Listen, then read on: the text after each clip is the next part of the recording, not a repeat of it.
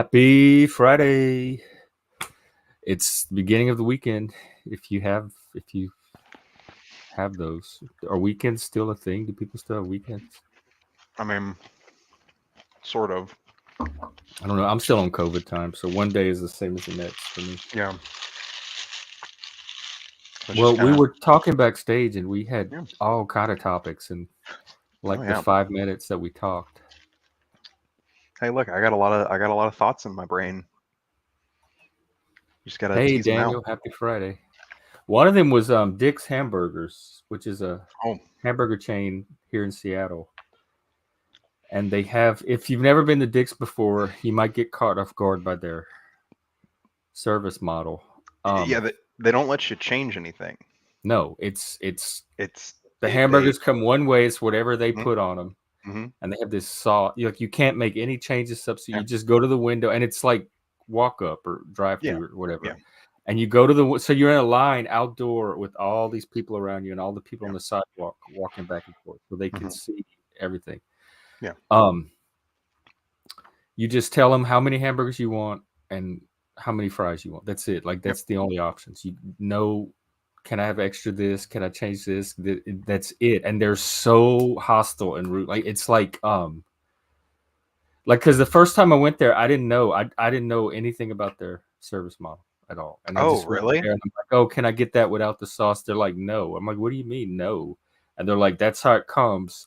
And the line was backing up and the people on the sidewalk were looking and like a conflict. Okay. That's irritating. I had the same experience. Like when the first time I went to Dick's, I went there and I did not know that I couldn't change anything, and they were like, "Oh, well, sorry, we don't let you." They were actually very, very kind about it, but I can imagine that I can imagine them being dicks about it. I mean, that's unusual. I'm sure they deal with people like that all day because that is unusual to hear. Oh no, Yeah. you can't Oh, have it yeah. your way. Like, Yeah. and so I'm sure that all day long they're having to explain to people Yeah. that this is not that kind of place. This is a unique place where you cannot have it your way. Yeah. Which is, I mean, I think that's a fine-ish business model. I But mean, the Seattle I don't. people love it. Like, they love being, because they're sheep. They love being herded, and Dick's is the perfect like herd you. It's like lunch hour rush. It herds the people through to get their burgers, and then Mhm. the other time is after, like, drunk hours after the bars close, and everybody's looking for something to sober up on. Yeah, I can see that. I don't know. But I forgot why we were talking about Dick's in the first place. Oh, we were talking about McDonald's and Taco Yeah. Bell and gross food. But the other thing we were talking about, you were saying your goals, like your political goals for Yeah. political involvement. Yeah. And you were naming them off, and some of them struck me as yes, and some of them struck me I had questions about. Yeah, I guess so. More so, my political goals, as in like what when I like push for specific policies or something, the main things that I'm looking for is, um, I want to make the government as representative and as democratic What as we does can. that mean? Like Google Gemini changing all the popes to black people, like black Vikings? When you say more representative, it has to look a certain way.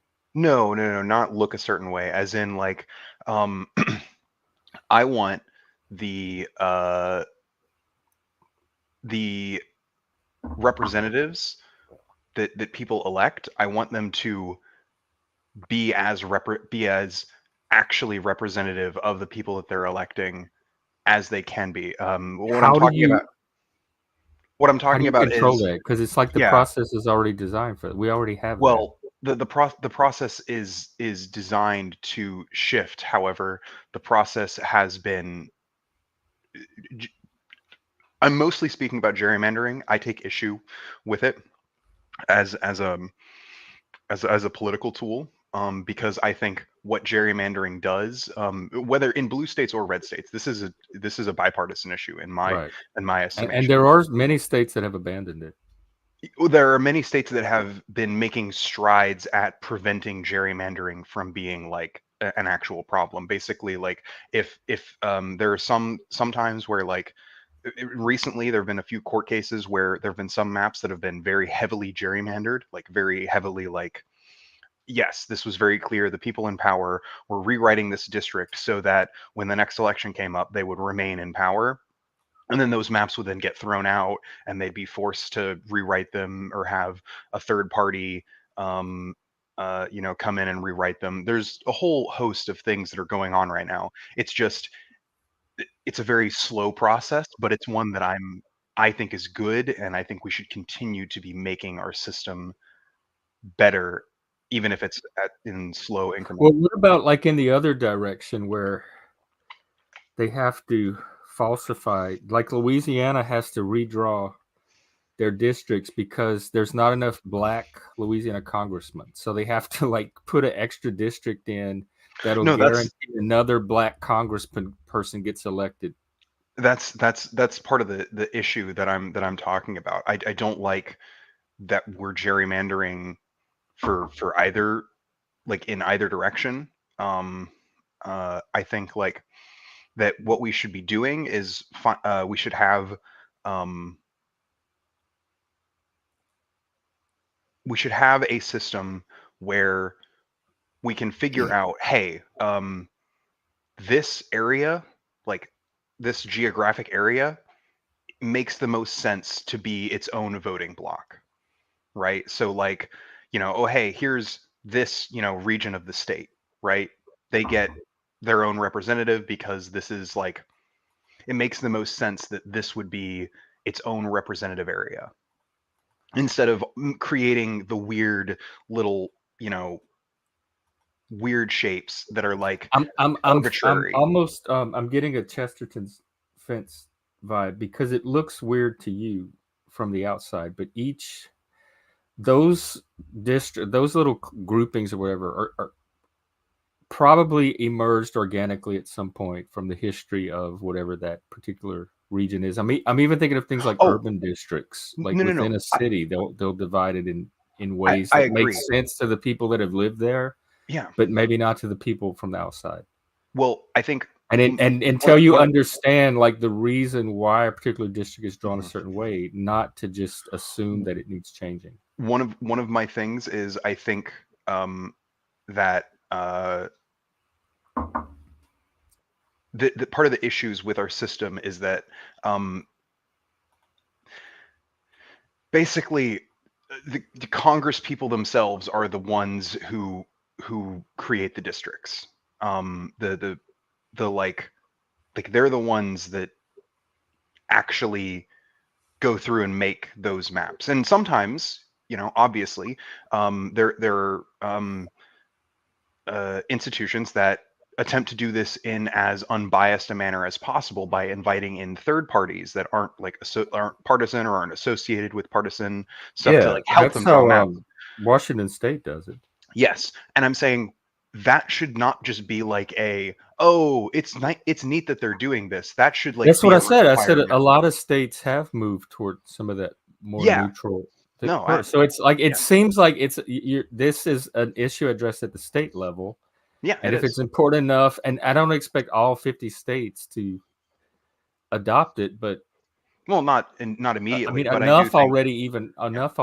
Like my I do whole think we my need. whole take on this issue is it seems like it's something that is so particular to an individual geographical region that it's better left to be determined at that local level. Like I don't want to go around and patrol how every region of the United States is divided is apportioning their votes. No, I'm not saying that we should like go I around want and I want the people in each region to have the ability to kind of do it in the way that makes sense for them based on their history, their cultural patterns, etc.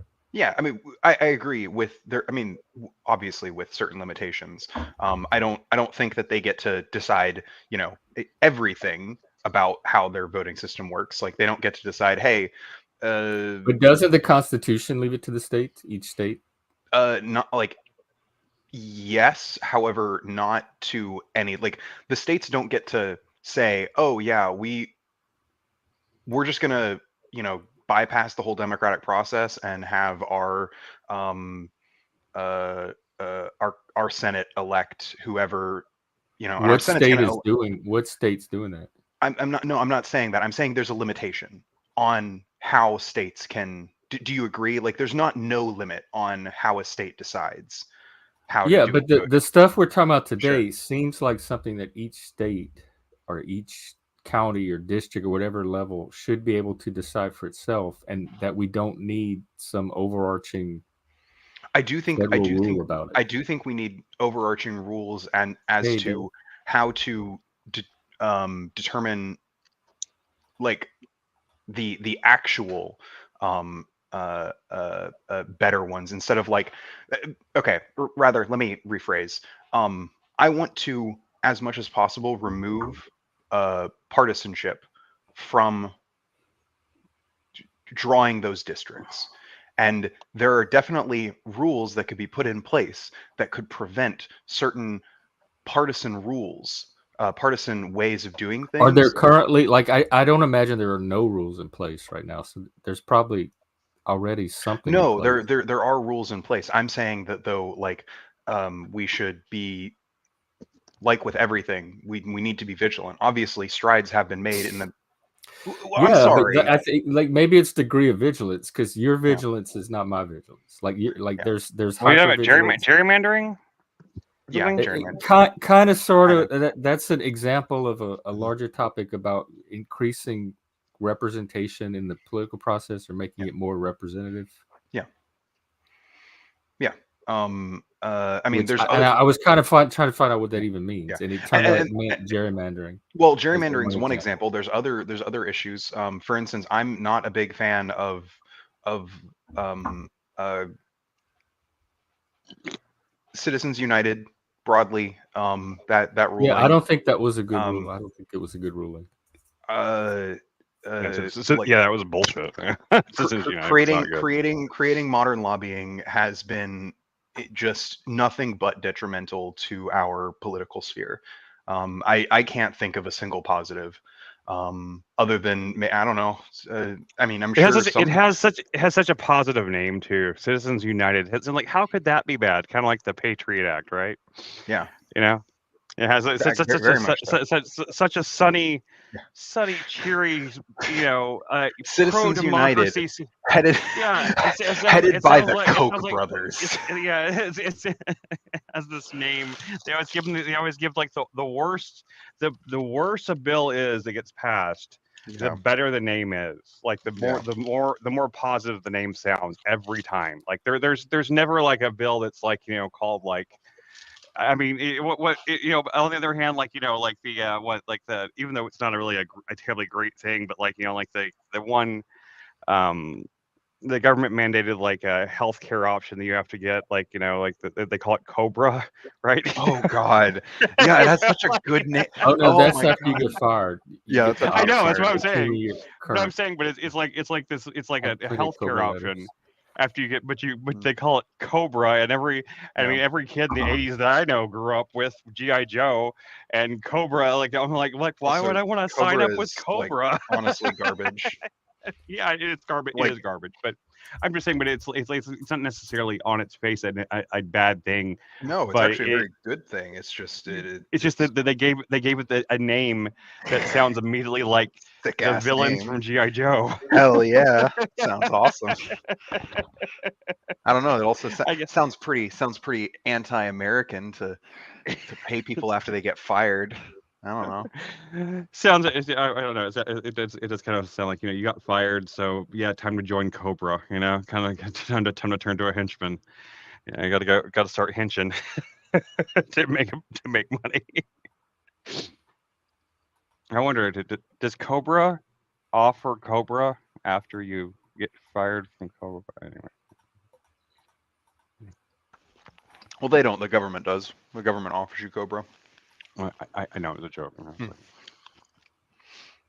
I don't know. I doubt that henching has very good health benefits. I mean, I'd have to imagine they Probably can't doesn't. really. Yeah. I mean, how could they? From what little I know about the GI Joe universe, not very good benefits.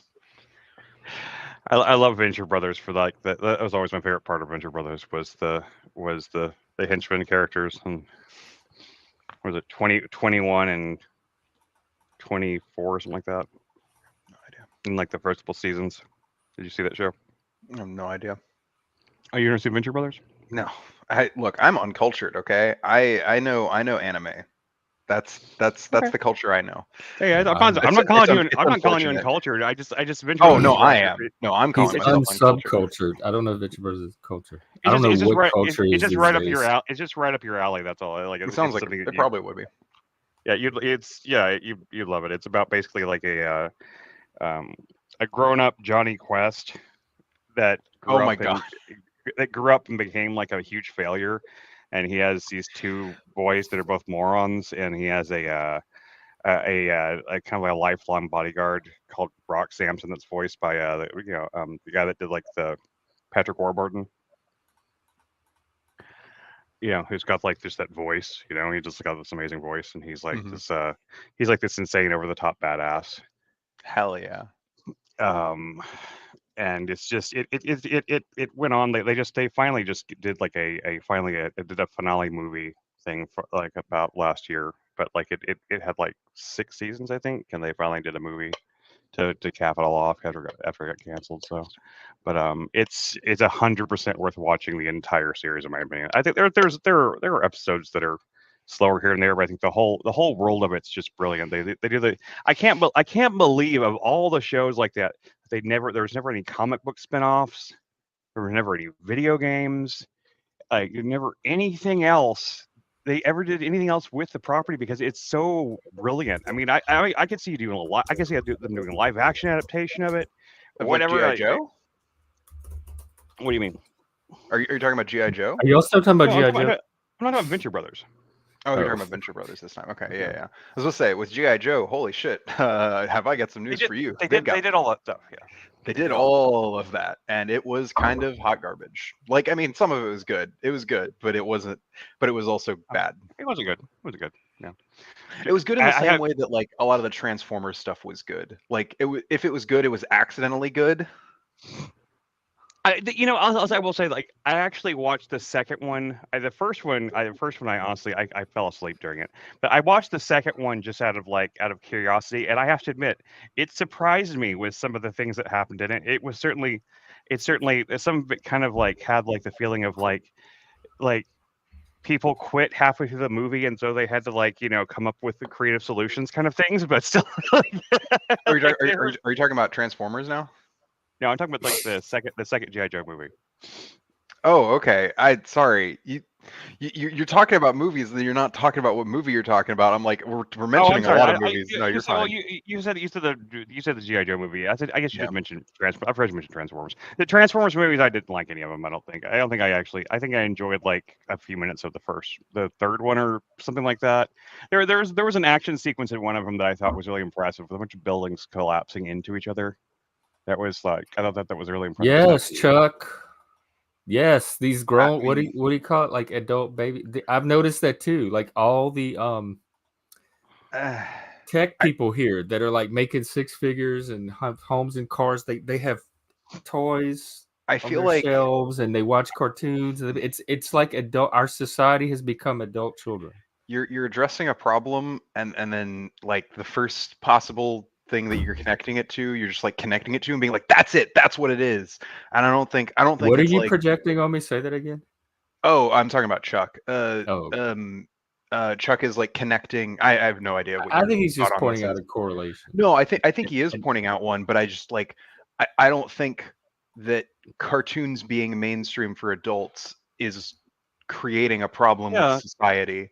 Yeah, I mean, if a cartoon is made for children and adults are obsessed with it, I understand. I I don't see know that if they're I see the issue made with for that. anybody. Like when even more than that, like cartoons are a I form think it's of just art. an art form that developed, Yeah. and then it got Yeah. adapted to different audiences. Yeah, it's literally just like different kinds of mediums. Now, if you want to talk about like Disney adults, who boy, Those who people are creepy.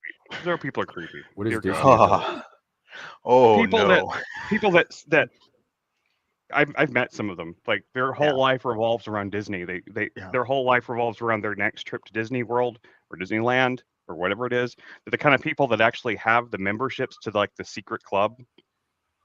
How's It's that like different they're- than any other group or affiliate, like a church? Oh no, it's actually very similar to a church. In my Yeah. experience, a yeah, lot of it's like a there's cult. like It's like a cult. It's weird. yeah, like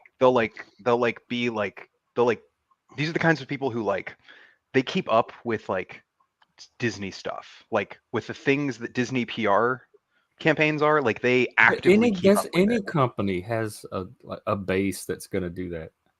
To a degree, I mean, you're right, but I mean, but To a Disney Delta's been around for a degree. long time. It's especially it's the way it centers around the theme parks. I think that is the theme park people that really like that freak me Yeah. out. That they have like the. I mean, I used to have season passes to Six Flags because I live here in Dallas, you know, so I used to go to Six Flags a lot. But it wasn't like it was like just because like you know. I don't know. It was something to do. It wasn't like we didn't like I didn't go there and buy all the merchandise and everything. Like they have like if there's like a new T-shirt that they release at like the Disney World Park or something, they have to get it. They have to have they have shrines. Well, they sound like like collectors. That's what collectors do. they do. You're right. You're right. We're making it sound weirder than it really is. It's just they just seem really like they seem really overly enthusiastic about it. I guess just like we do about anything else we geek out about. It's geek prejudice, I suppose, when it comes down to for what it's worth. I'm also the work a little bit biased because the main Disney adult I knew was also like a big like tech bro. Like he bought into all the crypto stuff. He was like a crypto rube and stuff like that. So that kind of stuff all kind of piled on. He was like that kind of person, just in general. Like what kind of a person? He bought into crypto, as in like. Oh yeah. Oh fully no, was I had like friends that did yeah. too. I almost did.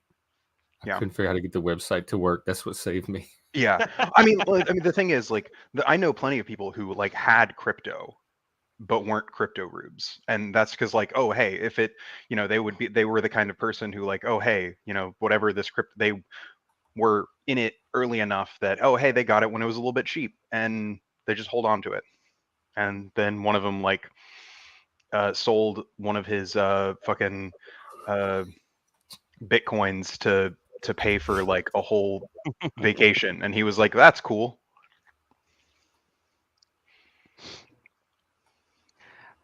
I finally, you know, I saw that movie. I tracked down a copy of that movie. Did you hear about the movie that was secretly shot in the Disney theme park thing? This guy shot like this movie like in secret and like on black and white 60mm film. Oh, that sounds hilarious. Okay, I'm here for it. It's not really that great. It's just more impressive that he pulled it off. And but Disney blocked it for years. It's never been legally released. It's called Escape from Tomorrowland, I think. And it's like it's done as like this horror film like done inside. It's not like a horror film, but like it's not that really done. But it's impressive that the guy managed to pull it off. He managed to pull off shooting this whole thing in secret. Because like you're not allowed to film inside the theme parks. They don't allow that. So even though people do it all the time, like on their phones and stuff like that. My friend during COVID, he was on the news. He got kicked out of Disney for something like that during COVID, like not complying or something, and they filmed it on video, and he started fighting with the cops, and it went viral. It made national news, and I'm like, oh god, that's my friend, or getting kicked out of Disney. Oh no. I know him.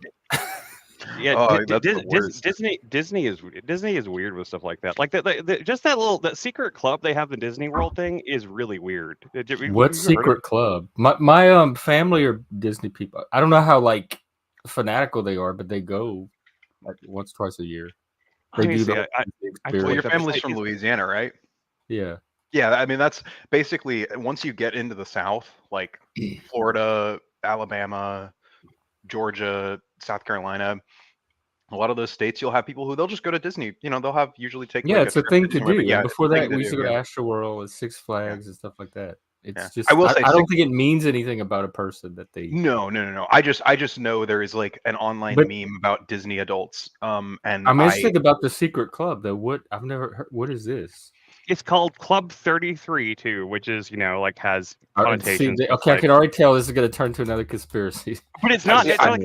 I swear to God, it's not a conspiracy. It's really, if you look it up, you can actually find. No, I'm there's- not saying the there's- existence of it is a Yeah. conspiracy. No. I'm Okay, saying okay. that this is going to lead. I can already see. Yeah, this I is don't going know to- about the conspiracy. I just know that it's one of those like What is private Club clubs. 33? Yeah, if you if you just look up, I just looked up right now. Okay, this is It Google looks Command. like a rich, like a VIP club. Like Yeah, if you're Yeah. rich, you can- but there's no official like entrance for it. It's a hidden. It's one of the hidden. There's a door inside one of the theme. I don't the themed blame it. If areas. I was a rich person paying that much money to be in a private club, I wouldn't want it advertised to where Yeah. just anybody could find it either. Yeah, it's just it's weird It's rich people shit. $25,000. Yeah. For your initiation fee, and then you have to pay $10,000. Wait, per year after that. 25,000 to get Yes. into it? Yes, just to go into it. Hey. 25 grand just Rich to get Disney adult. My goal is now to get big enough to get us all into that Club 33 at Disney. and apparently the price is like, it's a restaurant, and apparently the prices inside are So matched. the 25 is for like just the membership, just to be in, and then You when still you have to go to pay for food. Disney, you get to eat at a fancier restaurant that's hidden from everybody else. That's what it is. And you still have to pay for the meals. Yes. Dude, So I'm telling it's just I'm that telling because you, rich people like rich to people are separate fucking themselves weird. from the rest of like non-rich people. rich people are so fucking weird. It's You tribal. got- it's like you went stratification, inside once, social Chuck? stratification at work. You went inside once, Chuck? That's amazing. I've never met anyone who Did who'd they actually let been you? inside. Was it like you? Did you look like you look now? Oh, I don't But think I they care guess what if you you look have, like. if it's money based, they don't care. They're not going to police. Yeah, they don't. Yeah, and I imagine they've got plenty of people who will like go in and out who aren't a part of the club. You know, like workers and stuff. But it's not like Bohemian Grove where they're all planning. No, it's nothing like that. No. It's just a fancy restaurant. It's just funny that it's just weird. weird. What It's weird. Yeah, that is weird. Rich people do weird shit like that. That's because just they like, want their Disney too, and they don't want to have to Yeah. share it with the riffraff. yeah. It's just like the little apartment that's at the top of the Eiffel Tower. Like Yeah. that, like no one even knew was there for like It's until ugly. the 90s. You couldn't give me that thing. Yeah. I know, It's just- I it was agree, but so- it's just like one of those things. It's just like a secret little thing that's just like that people don't know exists. It's just Yeah. funny. It's just weird. And like Vegas had that underground house too, which I always Yeah. wanted to go try to find. Oh, at Disney World, the initial cost is $33,000 and an annual fee of $15,000. Shit. So I was looking at the Disneyland fee. So like I Disney never World fee is- want to be part of that world. Like I would Yeah, be so out of water in that world. Like that's just like I don't know. Like I could think of so much more useful things to do with $33,000. And even then, join like a think Disney about like the club. mindset that you'd have to be to spend 33. Like even if you're like really My wealthy, ex right? was like the ex was this. He was like this. I couldn't stand to like be around that him. much though. Like I'm an introvert, and like I'm gonna be real. Like if I want to go eat at a restaurant, like I want to eat at a restaurant where there are other people. Like I don't care if the other people are like riffraff or not. Like I care about the environment of a restaurant. That's what I care about. I don't know. I never like. I try to imagine how they must see the rest of us to want to invest in like this amount of effort in separating themselves. For like, are we that disgusting to them that they want their own? To me, it seems less about like wanting to be with their own kind because they don't even seem to really like each other, and more about not wanting to be around the rest of us. I think it has less to do, I think, with disgust.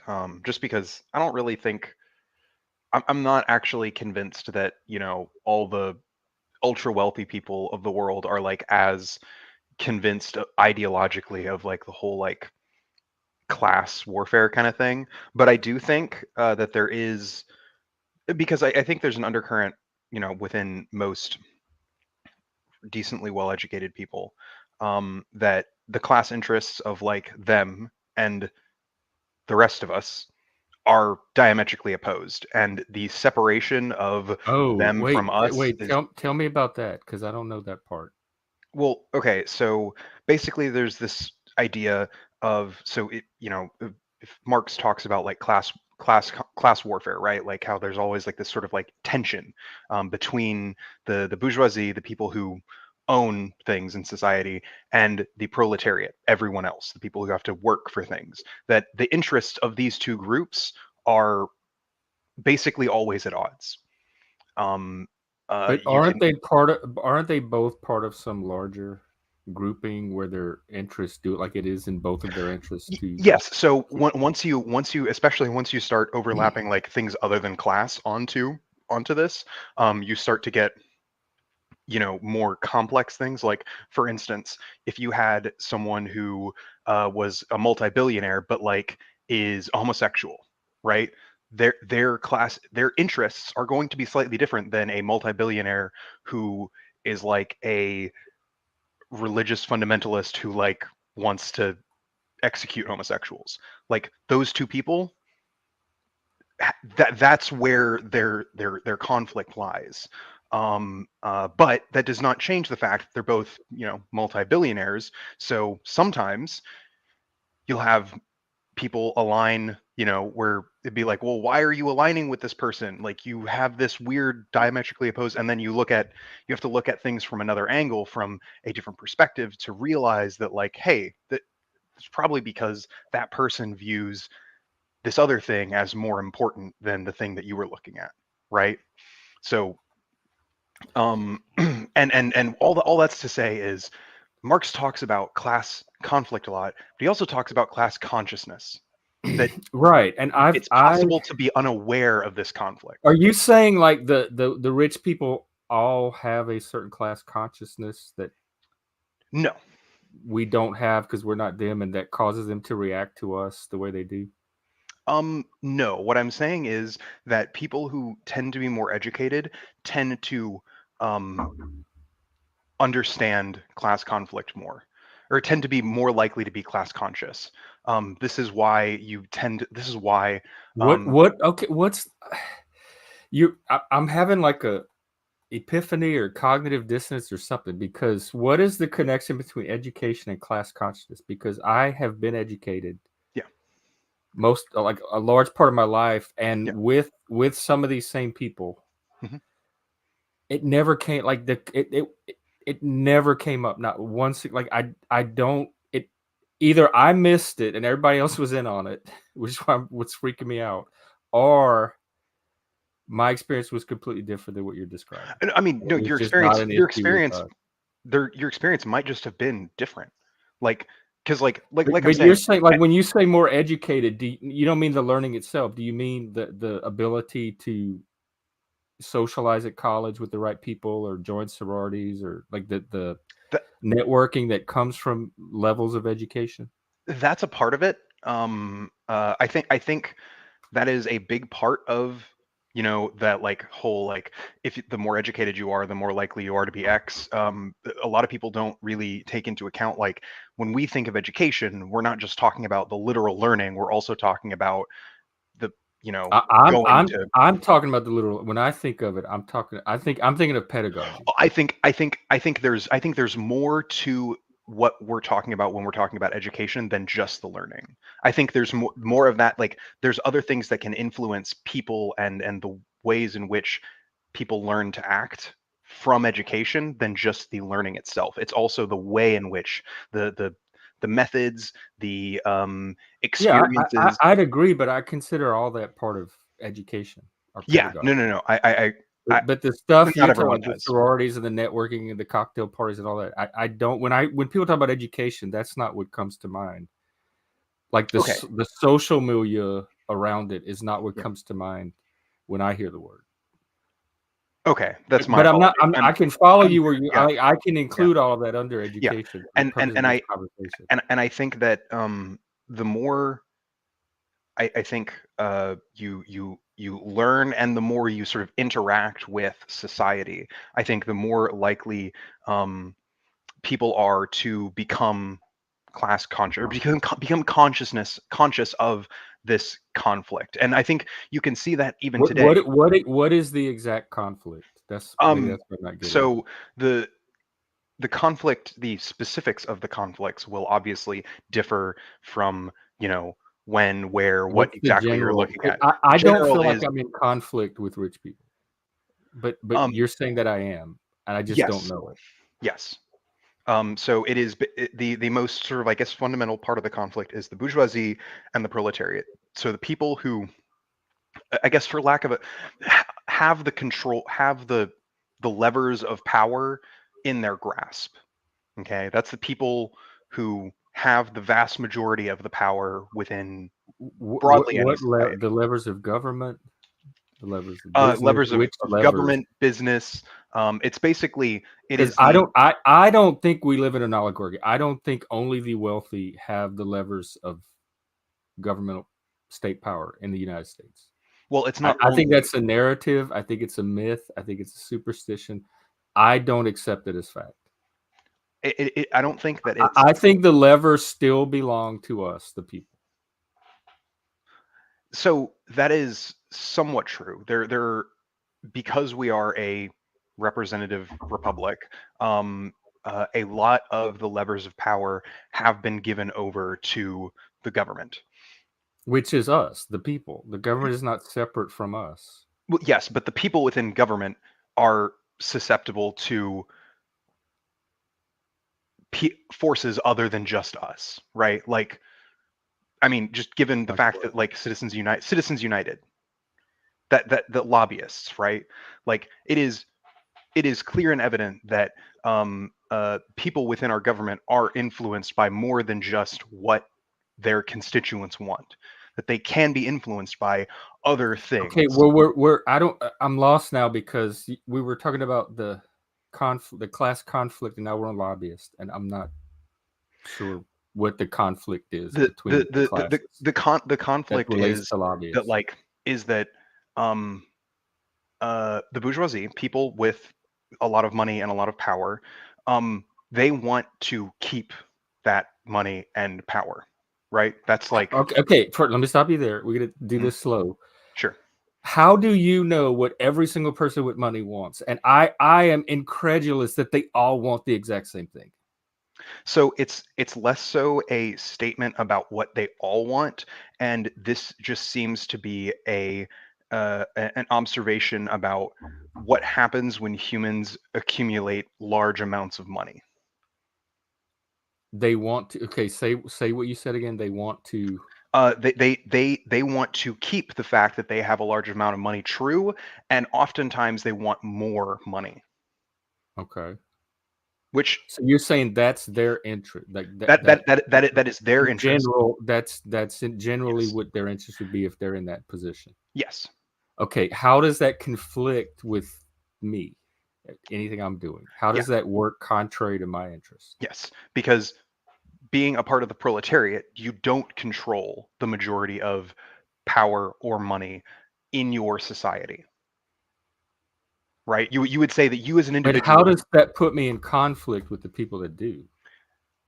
Because it is not in your interest that that a bunch of the power and money be concentrated within the hands of a few people. That okay, hang on. You smuggled something else in there. Okay. Because that's different than people with money wanting to maintain and increase their money. That's something separate. What do you mean? I think they're connected, but they're not the same thing. Tell me the one you just said. That the interest of the proletariat is not for is to so I guess really fast I should just repeat the thing you just said when I stopped. That I was talking about the proletariat. I'm sorry. I think you restated it and I totally forgot it. Because I said how does rich people wanting to keep their money conflict with my interest? Oh, okay. Yeah, sorry. Yes.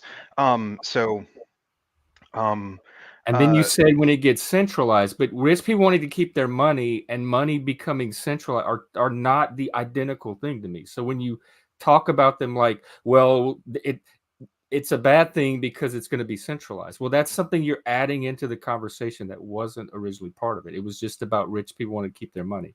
And now you're throwing in, well, there's this danger of centralization. Well, that's something different. Well, it's not so much a danger as it is a thing that is baked into our current economic system, which is There's that a tendency for it to centralize. Is what you're saying. Tendency is a word. Or it is a very light word for what it is, which is that like monopolies and accumulations of power and wealth just kind of happen. Okay, and even if that's true, I'll give you. Let's just say that is. How does that conflict with me? How does that put me in conflict with them? I don't feel like I'm in conflict with any of them. I mean, you're telling me I am. I'm not conscious of it. So I'm trying to become conscious of how I'm in a conflict that I'm not aware that I'm in, because I'm usually very acutely alert to conflict when I'm in it. Yeah, because your interests are to live your life as comfortably as possible, right? That's I'm guessing. I guess I'm guessing one of your base interests. Accept it for this purpose. I guess. Okay. Here's what I'll the base at its base for the average person. We want to live. But you don't think rich people want that same thing? No. They do. But the problem is because for the bourgeoisie, it's not just they're not just attempting to create a more comfortable life for themselves. They're attempting to create a more comfortable life for themselves explicitly at the cost of other people. Okay, that's what I need to see, because I don't feel like any rich people have taken anything from me personally that they don't have to do that. They don't have to do that from explicitly taking it away from somebody else. See, like, yes, sure, it is true. You said it's at the expense of. Well, yeah, so because I just assumed that meant zero sum. For I mean, it doesn't have to be zero sum, but it because every time I want to make an observation real quick about our conversation in general. They start out with this one topic that seems sensational, that there's something here, and then as it progresses, the examples become more and more abstract, obscure. Like, I mean, the big essential point that it seems like we're going to get to at the beginning doesn't emerge, because the conversation devolves into all of these really abstruse examples that it's a complex topic. Really I didn't say that it was a simple topic. What all I want to know is, where is the conflict between me and the wealthy? Like, what are we divided? What's the dividing line that puts me on one side Can I try to ask it in a different way? On the other side with another? It's because rich people wanting to keep their money doesn't conflict with anything I'm trying to do. Is it true that both things can't happen simultaneously? Them keep their money and Jeff still live a comfortable life? Well, it seems like that's what is to prevent that? It could. If we had a system that could prevent the excesses of our current system, but right now, let's just say that right now,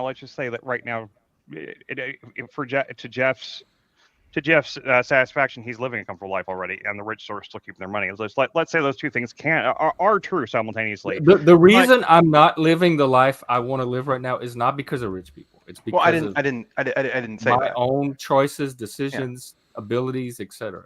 Yeah, I'm not saying that like the rich people are to blame for every wrong thing in your life, or people should go around being like, but I still want to know what the conflict is. Like, you talked about class conflict, class conscious, like becoming conscious of the classes and the conflict, and that's what I'm trying to do. I'm not seeing it, and nothing you're saying is showing it to me. So if there is this conflict, it should be very easy to me to point it out to make people aware of it. Hey, do you know that this is going on and you're involved in it here on this side, and there's these other people that want this opposite thing, and did you realize It's that? not a. It's not. It's not a. Again, What's it's the not. opposite thing that they want that I don't want, or I want that they don't want me to have? That It's would not. be conflict to It's me. it's less. It's less about what you want and more about your interests. So like the desire of, because like, okay, here's a Aren't great your example. interests what you want? No, you can Aren't you you can just want misstating that? you can want something that is not within your interest to want.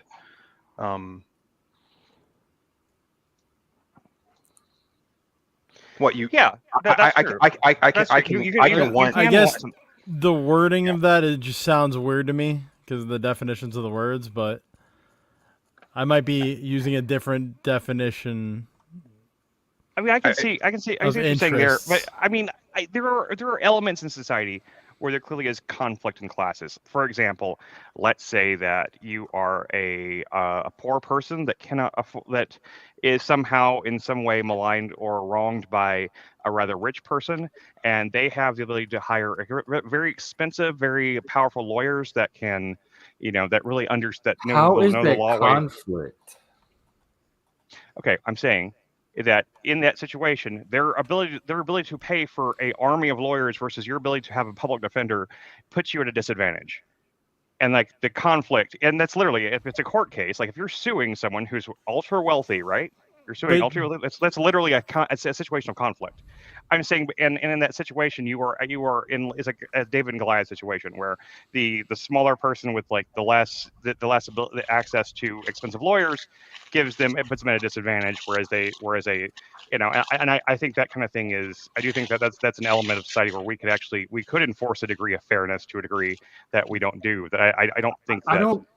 I think of conflict as you want A, I want B, and it puts us at, I want the opposite of A, let's say, and that puts us in conflict. I think we all You don't kind have of to- want the same thing. What you're really. describing seems like just the byproduct of people of different classes or stratas living together. Like some of them have more money, and there's this tension with the ones that don't. They bump up against each other. I don't consider that kind of friction as conflict. Conflict to me has an intentional or conscious element to it. Well, you could you agree Like that the rich that are kind of, deliberately targeting me for a reason because their interests are my interests are opposed to theirs, or I should be targeting them for the same. well, then reason. they're not always explicitly targeting Because anything. that's the language of conflict to me. When I hear conflict, those are all the words that come to my mind. I mean, I guess so, but I that's not. If The you mean only kind it's of conflict. difficult for people of different classes or economic statuses to all live together friction free in a society, Yeah. that might be true. I don't describe it as class conflict, like that I It need to actually acquire this has. consciousness of and then take So, action on. I will say it has less to do with like people of just quote unquote different social strata, and it has to do with people of the strata that are whose interests are not aligned. So, for instance, the thing that I think the major thing that differentiate, if I can rephrase, between the bourgeoisie and the proletariat, the primary thing is the people who own the means of production and the people who sell their labor to survive. They, the bourgeoisie owns the means of production. They own a thing, and that's how they accumulate wealth and power, etc. And the proletariat, by and large, does not own the means of production. They don't own the buildings or the tools at a very simple level. Obviously, I'm these still strata looking for can the be. conflict. I've given up that I'm going to find it, but that doesn't seem like conflict to me. It's, and if anything, it seems like opportunity. Jeff wants to know what, in their pursuit of keeping their money, conflicts with his ability to continue living his life and keep his money, or so to speak. I'm guessing is the way I'm reading what he's saying, and I don't think that's what you're arguing against. Well, nothing. I think intrinsically. However, with our system set up the way it is, I mean, even if you take out with our system set up the way it is. This whole Just conversation in general. starting about class I mean, conflict, and I'm yeah, trying to find out what the conflict is. I mean, part of the issue is just that this kind of conflict has been I'm going scared. on. If it's this difficult to articulate the conflict, it makes me skeptical of the Well, that there is the conflict. problem is the conflict isn't Because it as seems like it'd be very easy to show something of this importance. there are examples of this kind of that kind of explicit conflict that has happened in the past. In the U.S. Recently, like that, I'm in conflict with rich people. Well, the problem is the conflict now is more abstracted. They've the I don't. I'm not in into large an abstract. That's I want to know something real world that I can latch onto and grasp and work with. Okay. I need to see the effect in the laboratory of real life. Yeah. The French Revolution actually explicitly was about class. Like, yes, that was. Okay, I But thought we're you talking meant about- we're today, talking about my modern life, today. like We're talking about me in modern day. conflict. Talking about right now Yeah. today. I guess you could say you could say there was like Occupy Wall Street was an attempt to try to personify a conflict like that, although it did a piss poor job of it. Yeah, and it fizzled, and I'm just sorry I was even part of it. I mean, you could say that. I'm sorry you were a part of it.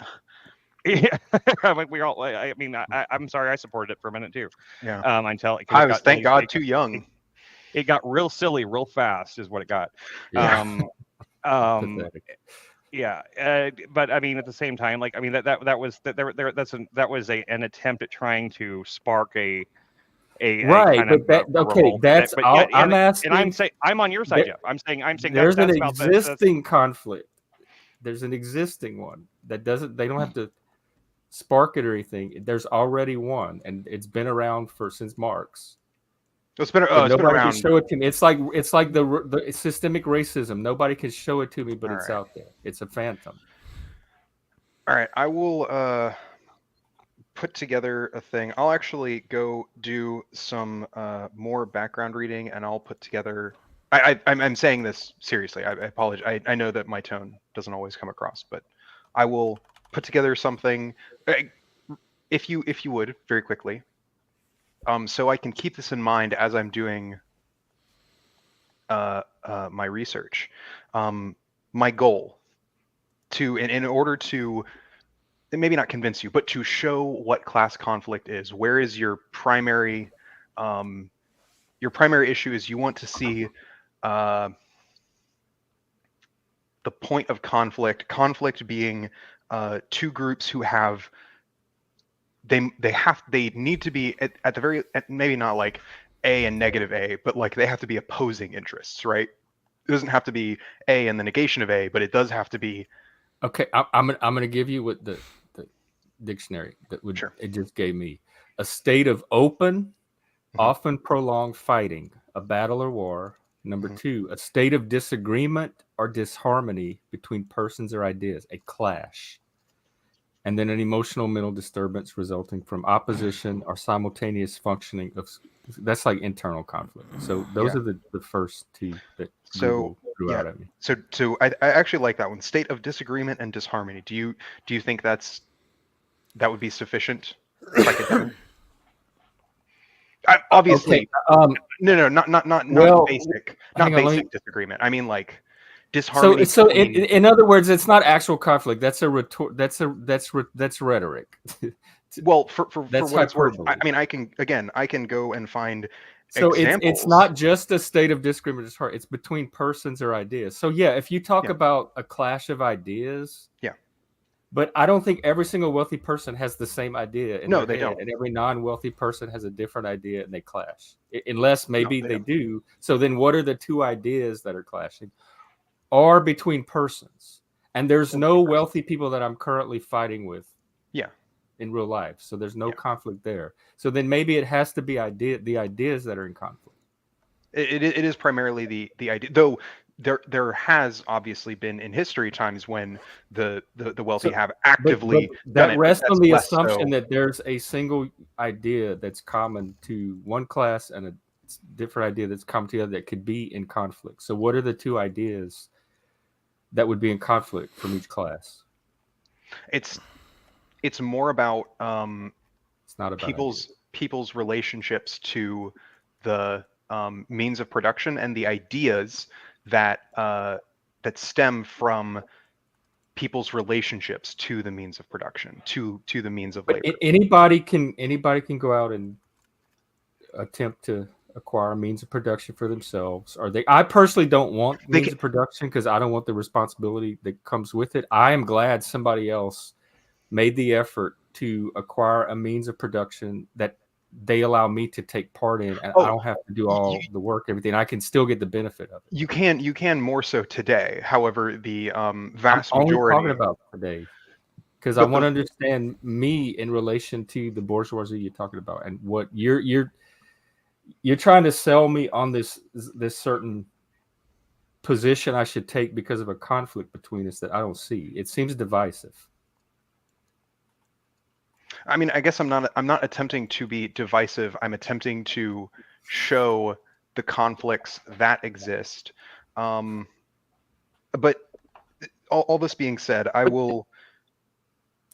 I don't think the conflict that you see existing, I don't see existing as conflict. I will. So even if we end up talking about the same thing and agreeing on that, it does not rise to what I would find as conflict. I think it's even more than that. Like, he doesn't see a conflict that you're referring to that does exist. That's fine. I will, even if you don't, I'm less concerned with you like agreeing with me at the end of the day than being able to, at least to my mind, sufficiently promoting and or defending my ideas, and I haven't been able to do that right now. So I have made a note for myself. You have to articulate the idea. Yes, no, I know. I'm doing a bad job of articulating it. Okay. So what I'm going to do is come back to this at a later time. I have a couple notes for what I need to read. Well, I mean, that's good. I mean, like, I mean, yeah, I think that is. You don't take that seriously. Well, I know. That's one of the things that's one use of our show that I think is very important, is that the pushback that people get on our panels tends to be constructive enough that it actually allows people to refine their ideas and their arguments, and I think that's a good thing. I mean, I think I see what you're talking. I think I see what you're getting at, Liv. I do. I think I see what you're getting at. I'm doing a bad job of. I think some of the terminology is confusing, or isn't specific enough to today's climate. I mean, it's like class conflict is probably not the right way to see it, or not the right way to phrase it at this point. It's not. It's because there isn't a direct conflict. But definitions are always the barrier when Liv and I try to talk, because he works off of a complete different dictionary than I do. Yeah. I mean, I'm happens to be about the word conflict now, but it's going to be about some other word. I'm also I've also made a note to make sure to change my terminology to better terminology than just whatever. Personally, I would drop the Marxist terms proletariat and bourgeoisie just because they're antiquated and they don't properly describe the current. I was actually about to. I was actually gonna get into that, in that like I understand that talking about things in terms of the proletariat and bourgeoisie, even back in Marx's day, was already antiquated, because by the time Marx was around, they had already started like differentiating. Okay, you have the petite bourgeoisie, you have like, you know, your class traders. There's like all these different strata within those things. Well, by class, people who are within one class but acting opposite the interest of their own class. Like, for instance, Engels. Well, not always, because Engels was a factory owner who funded a lot of proletarian organizations and people. Like, he was definitionally a class trader. He died like fucking a normal person. He didn't have like, you know, a gazillion dollars when he died. He's a definition of a class traitor in a positive, you know, that kind of thing. And then you have like petit, and also he would also be an example of like the petit bourgeois, which is probably analogous to like the modern No, day my middle hair class. already hurts from all of this. No, I know. I'm We could gonna. always give iPhi a crack at it. How's your voice today? Well, I don't think iPhi is going to support his proletariat bourgeoisie. Did you suck on a lemon drop? Yeah, I mean, but I could be wrong. Maybe he is. He might. He just would be like, yeah, this is the true conflict right here. I mean, because don't get me wrong. I empathize with your point, Slib. At the same time, every time I hear someone say proletariat or bourgeoisie, there's a part of my brain that kind of cringes and kind of closes up a little bit. Just kind of like puckers and goes. No, I get that. I don't care what word you use, as long as you can point to what you're talking about. The problem is so many of the other words have been like talking about the same been like poisoned, because like, you know, people will be like, oh, the 1%, and it's like that's kind of a poison term, or like people will talk about the banking class, and that's really fucking poisoned. I think any of those group generalizations I find difficult.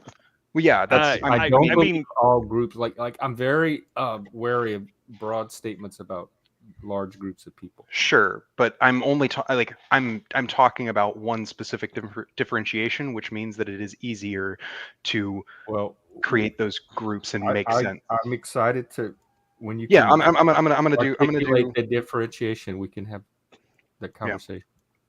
Yeah. I mean, for what it's worth, even though I've met wealthy people that I got along with fine and I like just fine, but I've also met plenty more wealthy people that were complete assholes, and I really disliked a lot. Sure. When I'm talking about class conflict, it's not like a personal thing. It is like a broader like class-based conflict, not like an interpersonal kind of conflict kind of thing. But at the same time that it eventually it gets down to a personal level, like in today's society. I think it gets down to that. It gets down to, I mean, like stock trader types, people that like, you know, literally like their job is like, you know, to trade stocks on Wall Street and stuff like that. Like the Wall Street type character, the Gordon Geckos of the world, you know, those kind of people.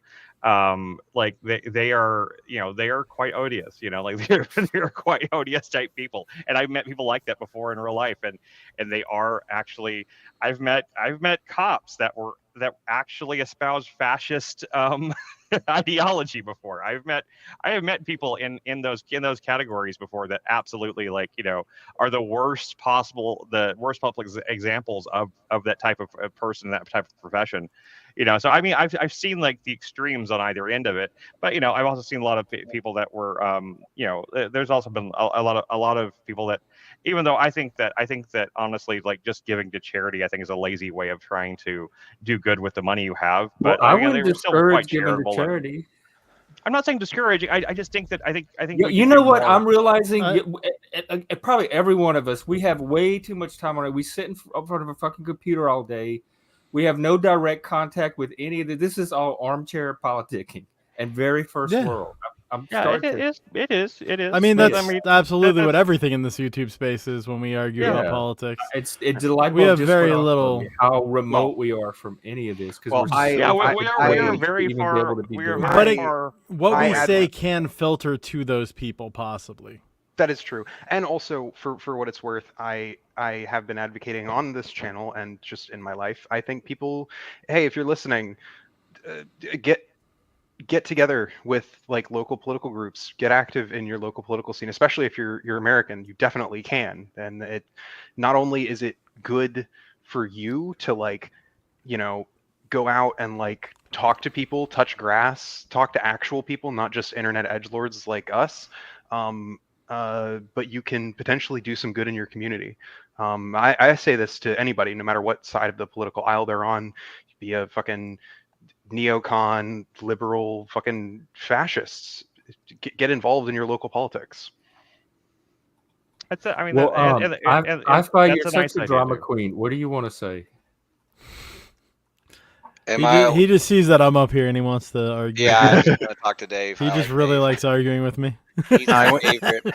He's my favorite debate I partner. actually can't tell which person he comes on here to argue with on because it Dave. seems like I'm just here one for of the us. Dave, the Emperor For Dave. Dave. Okay. In the chat, he really hates me, but up on stage, he just kind of ignores me. Yeah. Does someone hear a voice in this room? It's weird. It's like a ghost or something. Is it trans communism? It might be because that would be he's afraid of you. I think he's afraid of you, You Lib. unalived yourself from our community if you don't. I'm recall. terrified, Emperor Dave. You are the ghost of iPhi Pass. That's what you are. Yeah. True. And this is what happens if you continue down this path of trans communism. Yeah.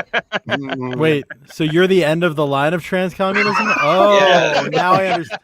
Lib, get out now. Oh shit! Oh no! Save yourself. No. The light at the end of the tunnel is an oncoming train. iPhi is the ghost of trans communist future. Oh god! Oh no! So you guys both have your own So can I change made the up, topic, Jeff, or do we have to stay on trans communism? what I'm saying is trans communism kind of like what do you call it? Conservatarianism? Is it like your own sect of I must say, politics? conservatarian does sound kind of gay. No, Emperor Dave. Okay, so first of all, No, I'm asking Lib. I'm not asking you, iPhi. Shut up. you said conservatarian. He doesn't know No, what conservatarian I is. asked him if it's kind of like how you have your conservatarianism. If trans anarchists, whatever the fuck, is the same. No, Like if it's No. like something separate from communism as we understand it, or if it's just you putting a spin on something because you want to make it fancy. So I don't think that it's. I mean, my tranarchist thing is mostly a meme. I am an That's anarchist. a joke. I know that's a joke. I am genuinely an anarchist. That's my political I guess utopia would be a form of anarcho-communism. And what does that mean? You just don't want people telling you what to do? He doesn't want a government at all. No, I do want a government. I don't want a state. I differentiate between a government and a state. A state is an institution that has the authority, Monopoly on power, a monopoly on the use of force. And I do not believe that a institution should have a monopoly on the use of force. I believe that government ought to be voluntary. I think anarchism can only my version. Actually, I would actually argue any anarchy. What do you do with the people Who protects that don't you volunteer? Who protects you in national conflict then? My ideal is not a national system. It can't be national. As cringe as Trotsky was, his idea of permanent revolution, that you can't just have a revolution in a single country, is actually, I think, true. You don't create a better world by having a revolution in one country and then creating communism and then everything's great and then it spreads. It doesn't work like that. You have to. There's a major shift that has to occur within human society in order to create this thing. Almost like. So, are you completely removing it from realism, or are you trying? How do you bridge the gap between the world that exists and what your utopian view is? I think that my utopian view will not come to pass in my children, my great-grandchildren, my great-great-grandchildren's life. This is a human project. That what I'm talking about is like a goal that I think humans need to shoot for, not any specific. Don't tell me what to shoot do you for. think you'll have children, Lip? Who the hell are You'll have you? children? Oh no, probably not. I mean, it's not outside the realm of possibility, but it's not. Well, it seems like that's really antithetical to your goal. Then I'm not being. I'm not being. Hang on. iPhi iPhi, on your way out, is there any last thing you want to say? Hang on, guys. Hang on. iPhi is on his way out. Is there any last thing you want to leave us with? Last thing, I didn't even get to start. You just said What you're the gonna come fuck? back when Lib is gone. Yeah, so when he's done is talking, there because I'm not anything allowed you to want to interrupt say him. on your way So out? I'm just simply being courteous. You can go now. I know I'm not allowed to talk when Lib is on panel. So Okay, I'll go come back. ahead. I'm What sorry. are you I'm doing? sorry to have interrupted. Please continue the conversation. Oh my god. Yeah. So my ideal is, I guess you could say, separate from reality in the sense that I don't think Yeah. we will ever achieve it, but I don't think that the goals themselves are unattainable. I just don't think they're attainable with the material what- conditions in the world today. What needs to Lib, happen? We've had this before, and I don't want to spend too much time on it, but Go ahead. because I work with goals as part of my work. Yeah. If the goal is so unattainable, why are you front loading so much of your energy onto the future vision? What action steps are you taking? You said you believe some of it can be attained or progress can be made toward it. Yeah. Why And- isn't that where you're putting your energy instead of articulating a vision that you're not even going to be around to see? Can I take a crack at answering that real quick, even though I'm not in? Feel I'm free. not Lib. Feel free. I feel like one of the reasons you have to focus on the end result is because you have to create more conflict in order to get to where he's at. So you have to destabilize everything that you know. So you have to make yourself intentionally uncomfortable for a period of time before you can work back to what he wants. So Like in your mind, in your imagination. no, I you don't have to even get- mean with our imagination. I mean, in order for the world to get to where his world is, Oh, like the it would no have to bread come into thing? a very great conflict. It would have to get much worse before it gets So he's that. a troll. And I That's why- actually don't agree. That's, in my opinion, that's why in order to Sure. get to his utopia, you have to go through more hardship than you are currently. So you have to go down to get up. Like and it's all about helping. the way he's seeing it, in the end, it's an up. It's a positive result in the end. But he thinks it's worth the torment that you'd have to go through in order to get there. Yeah, I don't that's why we're think not gonna that it ever be requires. aligned. I don't think it requires torment or even. I understand. I used the word permanent revolution. It's because that's the word Trotsky used. I'm not a revolutionist. I don't believe that in our current society, especially given the propensity for liberal democracies in the world, I don't think that we need to violently revolt in order to reach my Well, I'm goal. not necessarily saying violent, but you need to you need that conflict. Yeah, you need a conflict. You need it to actually overturn. Like the way the world works now, you need it to stop working that way. It needs to not be able to continue functioning that way. Yeah, but I think we can do that via democratic reforms, not via like. I think that'll happen naturally. So you want to I don't- democratically I don't even think- destabilize in order to restabilize into a different. I don't think style. we have to do. I want to- I I don't want- think we have to do anything for that. I think I want that- to democratically I think it'll destabilize on its own. I don't believe there will be a smooth transition if we I don't- do go that way. I'm No matter how you not, look at I'm it. not. I'm not saying that it will necessarily be like perfectly smooth. But what I'm saying is, the common conception of many communists throughout most of communist history has been that the only way to achieve any sort of progress would be to violently seize the means of production and seize the state and yada yada yada. And I don't think it's becoming increasingly unnecessary as liberal democracy becomes more and more common, as people are allowed to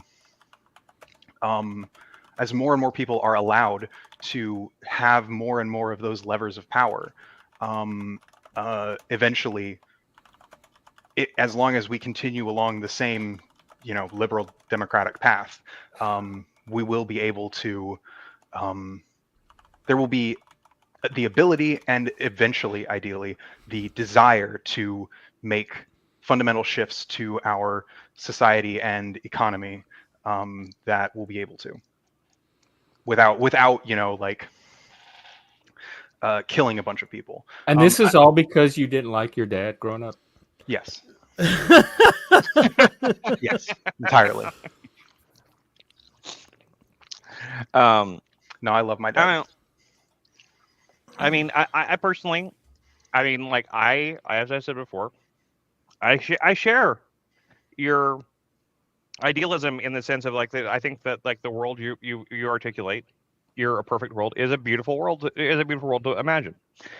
I really appreciate the fact that you don't push um violent revolutionary tactics to achieve it.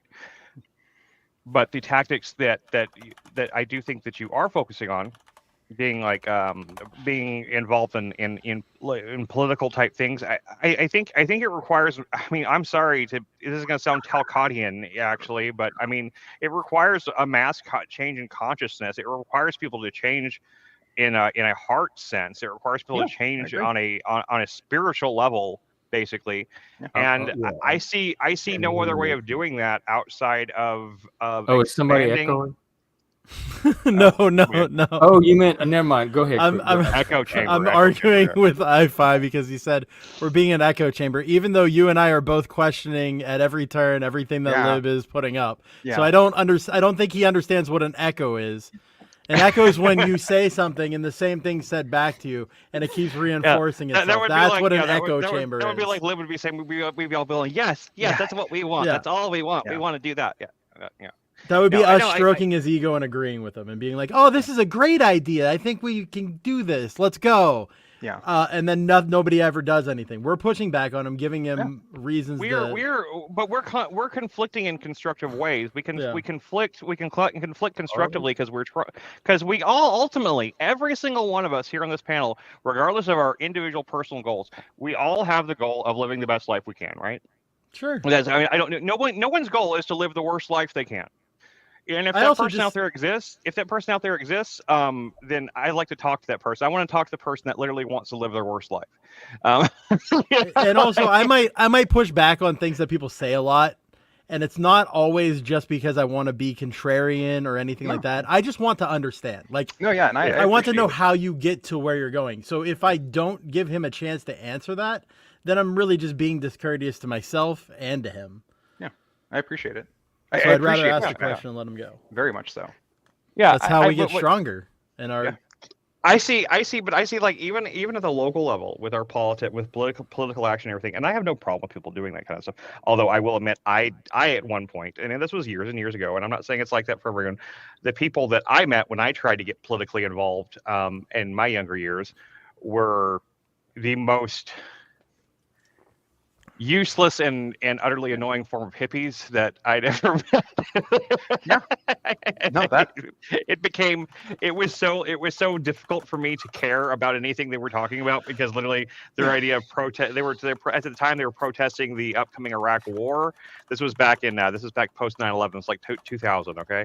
Yeah. And their idea was like going out and like hanging a banner over a random overpass that says like, no war on it. And then we literally we gathered around and sang like love is all you need, like while someone played it badly on an acoustic guitar. And I was like, this is political action. This is what politics is. I only went there, and to be fair, I only went there because I thought there was a girl I had a crush on. Yeah, always. That's always it. I'm sorry, it's the truth. I mean, but I was interested. I was not the only one in the political part. I wasn't into the political part, but the main reason I was here was the girl. There was a girl I thought was cute, and whenever she rejected me, then I just I was like, well, I still went back a few times. I met some people from that group that were all right, and I stayed friends with them for a little while until like one of them got arrested for cocaine possession. Yeah, I think the main issue with protest is that it's not. It's a tool that is in the modern day not very well used, because protest isn't like something that you just like wake up one day and just can go out and do. It requires a lot of work beforehand on the ground, getting people together. Protests don't work unless you have literally thousands of people. Mass protests are basically the only effective ones, and one of the problems is here in America today, typically protests are like one per city per year, 50 people. Seattle. Like, or even in Seattle, like Well, No, those, they're always doing There's a bigger problem than that. You get a like lot New of- Orleans has festivals every other day or every weekend. Seattle has protests every other day or weekend. Yeah, and there's a bigger problem than that. Whenever you get if the protest group gets too large, eventually the bad actors get involved, and they will start. And all it takes is one person throwing a brick before everyone is Yeah, throwing that's what I bricks. think. None of these people understand human nature. Like, maybe is it youthful idealism because it's the youth that haven't had a lot of experience with how people work, so their utopias tend to be more fantasy based But I think that or protest. detached from the reality that they're going to encounter when they try to execute it because of I human think nature. protesting will work really well if you're living in a country like the size of, like, say, I don't know, I'm trying to think of a small country today, but like a country Monaco, that's the size of Colorado. That if the whole Luxembourg, country was, and that's still a lot of people, but let's say a country the size of Rhode Colorado, which Island. or Rhode Island, full something like that. small. Very small, right? Very small protests can have a very direct impact because that's a large enough portion of the population, and the protest can be small enough where that portion of the population can encourage change. Protests today in our large scale society with the population we have, the only real chance we have of protesting is through art, basically, is through media, is through everything from like our podcast and streams to like things that we create, things that we and that aren't that and we have to create them not for those protest messages. We have to create them not to like because anytime something is created that's message based, it sucks. Yeah, I don't know agree. why. I do not understand why that is. It seems like it's impossible to create a piece of entertainment or art that has a specific message behind it where it doesn't turn into the shittiest thing you've ever seen. Did you see that movie that climate, that climate change metaphor movie about the meteorites they did that had Leonardo DiCaprio and Don't Look Up. Don't Look Up. That I movie like that movie. Really, you liked it? I liked it. I thought it was. I mean, I wanted to like it because I like the cast. I like I even like the guy that wrote it, like the political guy that wrote it. Yeah. I've liked him a lot of things, but like I mean, the movie just made me. I just felt like it was just cringy and just like I mean, it was so like the caricatures were so cartoonish and like I mean, and it wasn't really particularly funny to me, like like the ultimate ending of it, I mean, I'm trying. I guess I won't say that because it's spoiler. But the ultimate ending, I thought was like, I thought that they really thought they were like being really hilarious with it, and I didn't I didn't get anything out of it. It was like from the first second, I already knew what the point was. It didn't require 2 hours to say that climate change bad. I get that. Right, and I mean, I'm on board. I mean, like I think said many times. I think one of the things that it really did well, I think, with the ending, was it kind of, I don't want to say pointed out it was very poignant in that the issue that it's metaphorizing. I don't know how you say that word. Analogizing or something. Analogizing. It's not like something that like one good thing, one good policy or whatever will ever fix.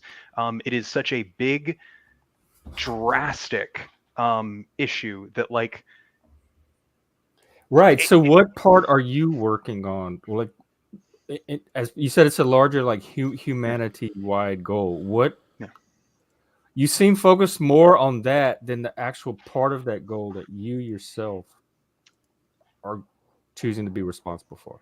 Well, no, like, I mean the part of that smaller steps are you actually taking action on? So in my case specifically, part of it is voting, being active within my local Democratic Party. That's good. Pushing for policies that I think push us in the right direction.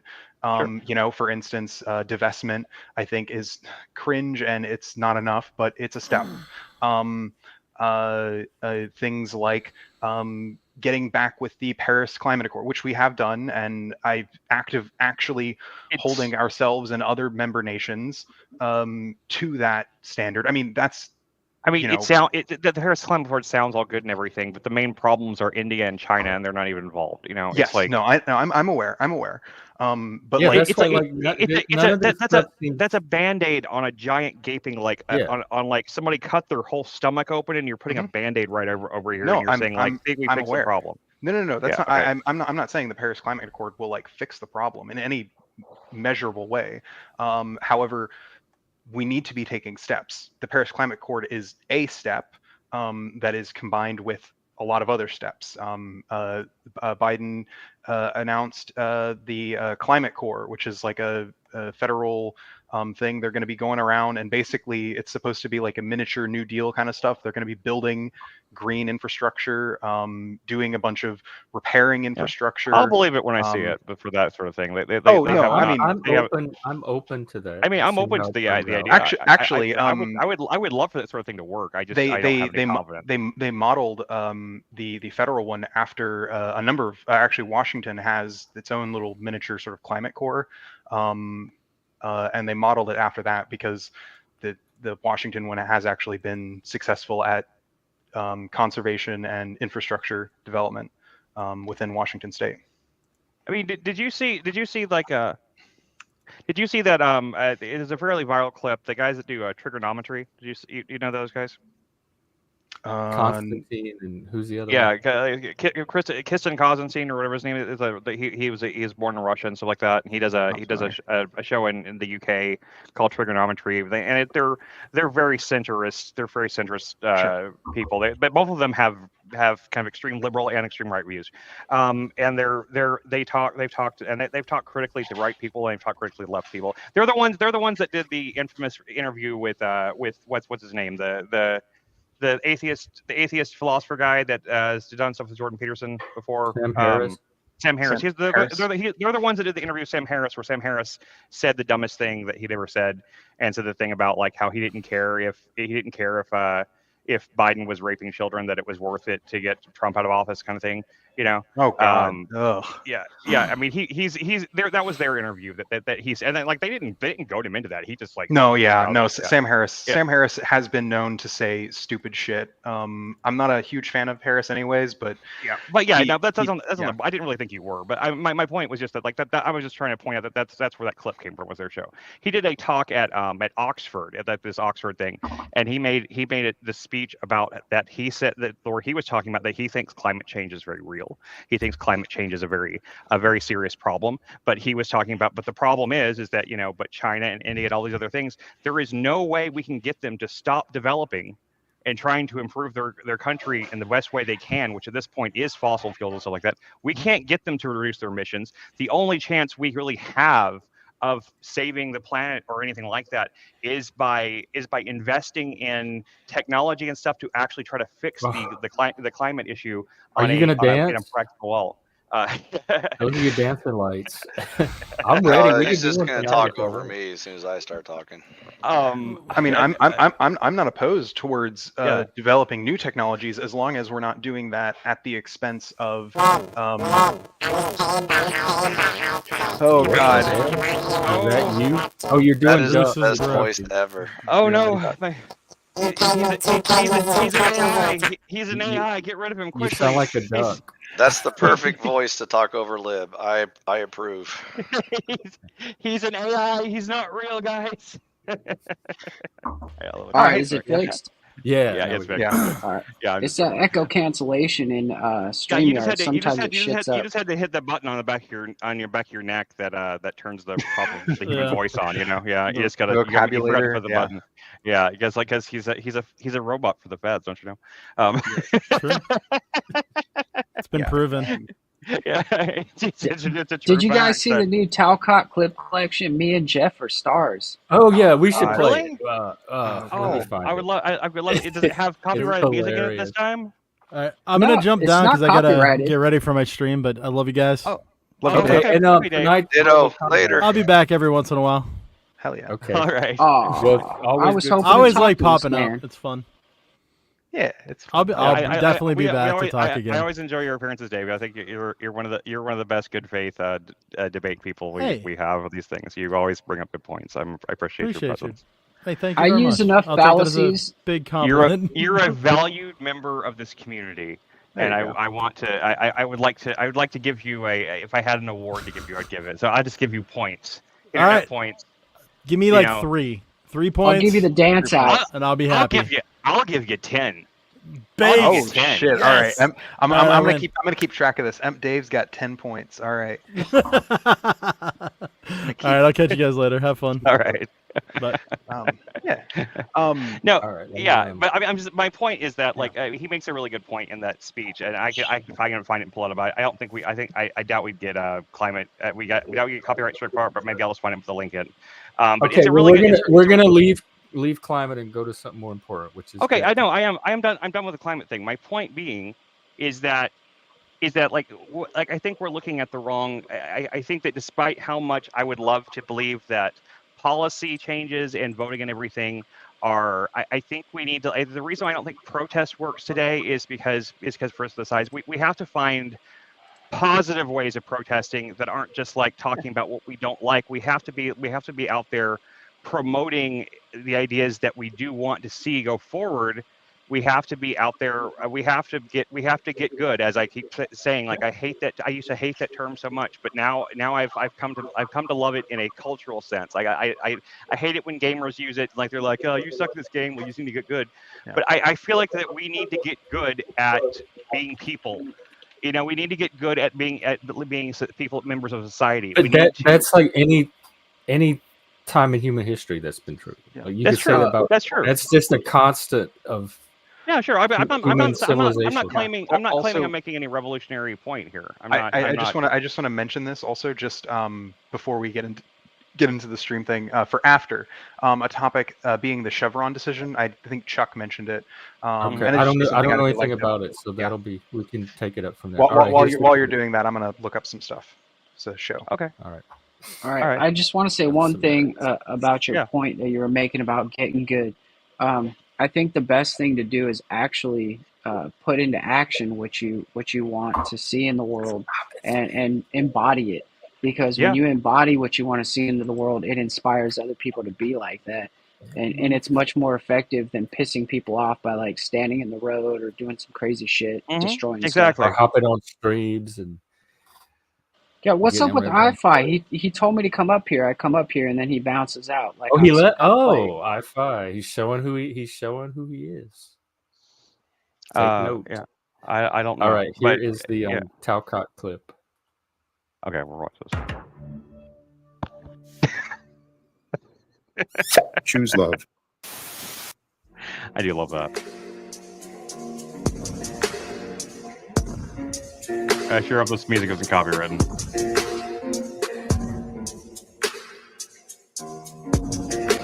Maybe just mute it.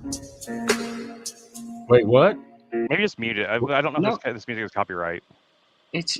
I mean, if it was Oh, I see copyright, what then you're wouldn't he get in trouble for it? Yeah, you'd think so, but not usually. Like we tried to play one of these clips before and we got We've copyright played a struck. Talcott clip before, haven't we? I don't know what one of these, but like I just You know think that this is copyrighted? Me? This sounds like elevator. okay. music, It might like not be. You're right. It might not be. Let's go ahead and go. Let's go ahead and go for it. Let's go for it. Oh, you're right. It might be, huh? Yeah. Well, Well, I'm just already pause it copyrighted. every 10 seconds or whatever and just talk over it for a second. Put your commentary on it. Yeah. There you go. Okay. Okay. So Anyway, The the music's point is not that very a long. Society then. we can skip past everything society then. And We not get it. society Society now. then is bad. I We're good. feel And so society- blessed. As a matter of fact, my body, it's like unbelievable. It blows my mind how physically good I feel. I was driving down the road going to lunch, and I'm just like, holy shit. It's almost orgasmic pleasure just from sitting, from standing. Dude, you want some orgasmic pleasure? Dig into your hips. I swear, constant pleasure is available. Oh fuck, that's Yeah, gonna be yeah. copyrighted. Yeah, mute it. Mute it. Oh, Mute it. shit. I forgot the Hit the mute. YMCA song was on there. It's all right. We're talking over it. Anyway, I'm gonna put the link. Damn. It's definitely worth. Damn watching. it! I forgot the YMCA song was in there, but we're famous now. I mean, we're famous. I mean, from what I can They tell, used our panel dance, and muted Paul Enslaved did a whole episode of us. He was gonna use the entire dance as his content and restream it for his own viewers. And he made a bunch of comments about us dancing. Like how horrible, like how horrified he was that streamers were dancing. Yeah, I mean, my dancing was pretty terrible, but you know what? I enjoyed myself. I enjoyed myself. That's the point. It's not for like we're not in some dancing we're Dancing with the Stars. I mean, I don't. I can't say dancing isn't something that I've ever been able to enjoy because I can't like let loose like you have to like enjoy dancing. But like if I could, then I always wanted. Well, you should try. You should at least try. I have tried. With the vertigo, maybe not, but you could chair dance. I definitely can't do it. I definitely can't do it with vertigo. But like Lindsay was a raver back in the day, and we used to. When we first started dating and stuff, like we used to go to like some of the clubs in Vegas and stuff like that. We used to. Did you ever? There was a club there. It was there when you were there. Called Ice. Did you ever go to the club Ice? It wasn't. It was standalone. Donald Glaude used to be the main DJ there. Where was it? What street? Oh shit! It was over there on the. It was kind of like the old end of the strip. It was like the old. It was anyway, it doesn't matter. It was into the Fruit Loop. It was the end of the Fruit Loop. The club was cool. The main thing about what's cool about it is like every 15 minutes they would spray the whole they'd spray the whole dance floor with dry ice, and it would bring the temperature down to zero. It would make it like briefly extremely cold while everyone was dancing, and then you couldn't see anything. It would get like stark white, and then it would go on. They did like every 15 minutes or 30 minutes or something like that. It was fun, but I could never my best dancing. I'm such a white boy. I'm just like yeah, me too. Was it called the White Swallow? The White Swallow. It was not specifically a gay club. Back then there was only a couple of like gay. There was a few gay bars, but there weren't really. Crave was the only like big freestanding nightclub on the strip. All the rest of them were off the strip. We used to go to all the we used to get back then you could get on MySpace and you could get on guest lists for pretty much anything you wanted to. We went to all of the big strip dance clubs. We went to Studio 54, we went to Light, we went to Pure, we went to whatever the one was in Treasure Island, we went to the one we went to the one in the Luxor called Lux, I think it was called. Most of them were really bad. Light was the worst one I've ever been to. Light was the stupidest thing I've ever seen. It was a tiny little room surrounded by curtains with this supposedly like light up dance was to light up like when you step on it, but half of it didn't work. And there was a little table, like one of those little cardboard like step tables in the corner that was a bar that just had like 3 kinds of liquor and there was no place to sit anywhere in the whole place, and it was the most pathetic thing I've ever seen. Like Studio 54 was impressive. They had like fire, they had pyrotechnics, and they had women and men both in like dancing in like these tube things, and it really looked like something from like a Hollywood movie. But a lot of them were really lame. But there was one that we went to on what was that one we went to my birthday, Lindsay? It was called like Decades or something like that, and like there was like 5 different clubs in it, and like one of them was in the 50s and the 60s and the 70s and the 80s and 90s, and they were all themed in different ways, and like they were it wasn't even finished when we went there. Like two of the rooms weren't even open yet, but it was supposed to be it was really weird. Liam, but anyway. What was the topic you said after we? I'm sorry, I went way off topic. I can't do an hour on all the nightclubs in Vegas. I'm sorry. I thought you'd appreciate it. I thought you. I do. I don't know that our viewer. It's very niche. Yeah, it's very niche. I get it. Sorry. Yeah. No. I was just doing some reading on it. The Chevron decision. Chevron. Oh yeah. What is that? I'm not familiar with this. So catch us up. So it was the Chevron was a court case back in the 80s that basically what it here, hang on, I'm going to pull up this article from the Harvard Gazette that says what is Chevron deference and how does it relate to the 2 cases before the courts. So Chevron is at bottom about the power of administrative agencies relative to the courts. It stands for the idea that judges should defer to agency interpretations of the gaps and ambiguities in the laws they implement, so long as those interpretations are reasonable. Under this doctrine, agencies get some room to maneuver when Congress does not specifically anticipate or resolve every imaginable legal question, as is often the case. On the theory that Congress entrusted the statutes in the first instance to the agencies, and because they are more expert and experienced in their domains than the courts. What did they rule? Well, they're still, to my understanding, it's still in like. Wait, it's they're from still the planning 80s? it. No. And they haven't ruled on it? They are revisiting Chevron. There's a new ruling related to like some fishing Oh. companies. The actual people who are bringing the case to the Supreme Court is mostly irrelevant. The thing that's important is that whether or not the Supreme Court will completely discard the Chevron ruling, the Chevron deference, or The current in some ruling ways, says that companies should be deferred to? no, that the expert agencies within the government should be deferred to rather than court rulings when laws are slightly ambiguous. So, like, for instance, if there's a law that has to do with like EPA regulations and Congress made something, ambiguous, and a company can company, interpret it as creatively as they want.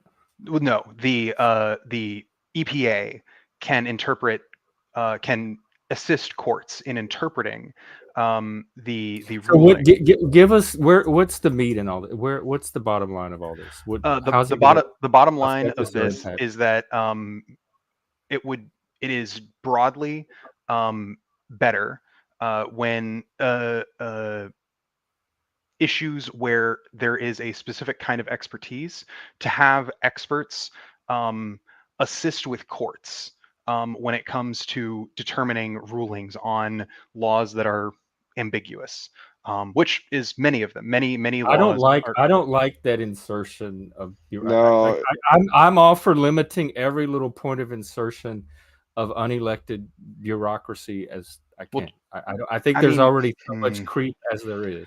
yes. However, what is your position on like should Because these are having a direct effect on the political process, the these judicial are process. You're unaffected, not elected unelected people uh-huh. that making are law. inserting, yes. And they It- don't it- they it- already do that kind of it is- stuff, like it is judges also consult when they need to for it is also worth noting they don't make laws, they make policies. Policies can change literally on a dime. They don't broadly change on a dime, but it removes them from accountability. We rely on their expertise, and that's it. There's no check or balance on it. Exactly. I mean, I'm all for more checks and balances within the bureaucratic state. I would absolutely be pro So that. the alternative would be what? Not That defer Congress has to handle it defer as opposed to letting an agency. Well, no, it's courts, not Congress. While there are something like the thing is, it never there's Congress is only involved in the actual law creation. The point is that if a company breaks a regulation that is vaguely worded, they bring it before the court, and then the court makes a decision. However, like under Chevron deference, what would happen is they would bring it to the court, and then the court would then turn to the agency that's like regulating this kind of thing, and be like, hey, so like this vaguely worded Congress thing, what does this mean? And then they would then give Why them the would the policy agency position. be more of an expert on it than Congress, who made the law? No, Congress Chevron isn't. is allowing agencies to implement rules and restrictions that's not covered by law. Is the No. problem. Well, That's why there's they can it's just already implement these sort of policy decisions. It's just that the court with Chevron, the court has to defer to the policy decisions. They don't By just get. defer, they mean they have to accept them. They can't. They don't. I'm all for. I need to keep the judiciary independent. I need the judge to have the ability to have the final say and not be forced. When you say defer to, that means he has to abide by what the experts say. He does not have authority to use his judgment. Yeah. Yeah, that And does sound that is what I'm against, is ties the hands of his professional role, and it cedes more power to the experts and less to the judge. And I see a parallel of this in healthcare, where doctors' hands are now being tied more and more by insurance companies, administrative bureaucracies, etc., and doctors have less ability to use their professional judgment in medical cases. Yeah, it's just like fully, Congress.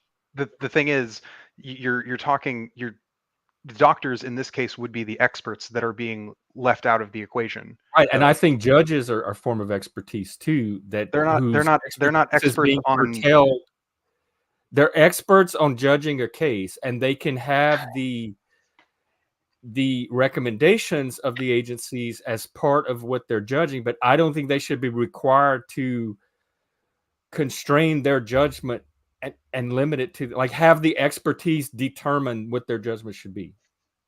It should be it should be one factor that judges should be allowed to consider, but the final determination should rest with the judge. It should not be proscribed by a law that limits it to these experts, to that one factor. For what it's worth, it's not a Chevron deference isn't a law; it's a jurisprudence thing. It's like whatever. It's how judges are supposed to. I am on the position that gives the judge the most freedom in the case, not the experts.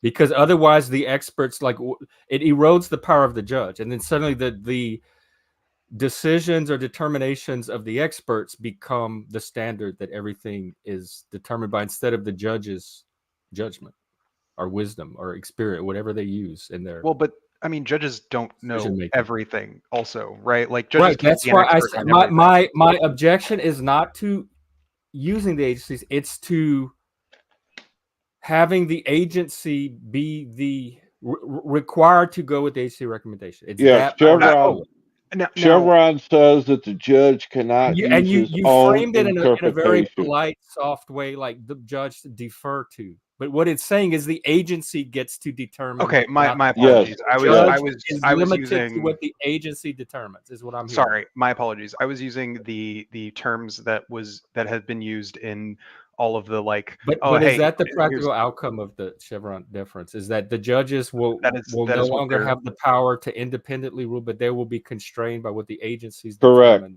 No, they're already relatively constrained. And for what it's worth, this only applies to when Congress does not explicitly call out certain kinds of regulations, which is often, like, oftentimes Congress will write laws and such because they understand that we have these policy making. I'm trying to keep the judge at the top of the pyramid, not the experts. I don't want to replace the judge with the experts, and that's what it Chevron takes the judge out. I mean, I don't think the judge should be completely left out. Disempowering the judge. I'm all for limiting. I'm all for limiting Chevron, but I don't think that we ought to toss Chevron out completely. I think that definitely a case has been made. I was actually in actually, which one was it? This one was a different one. This was in the SCOTUS blog. When I was reading the actual, state, like, there was a hearing on January 17th. There was like a fucking 3.5 hours of arguments.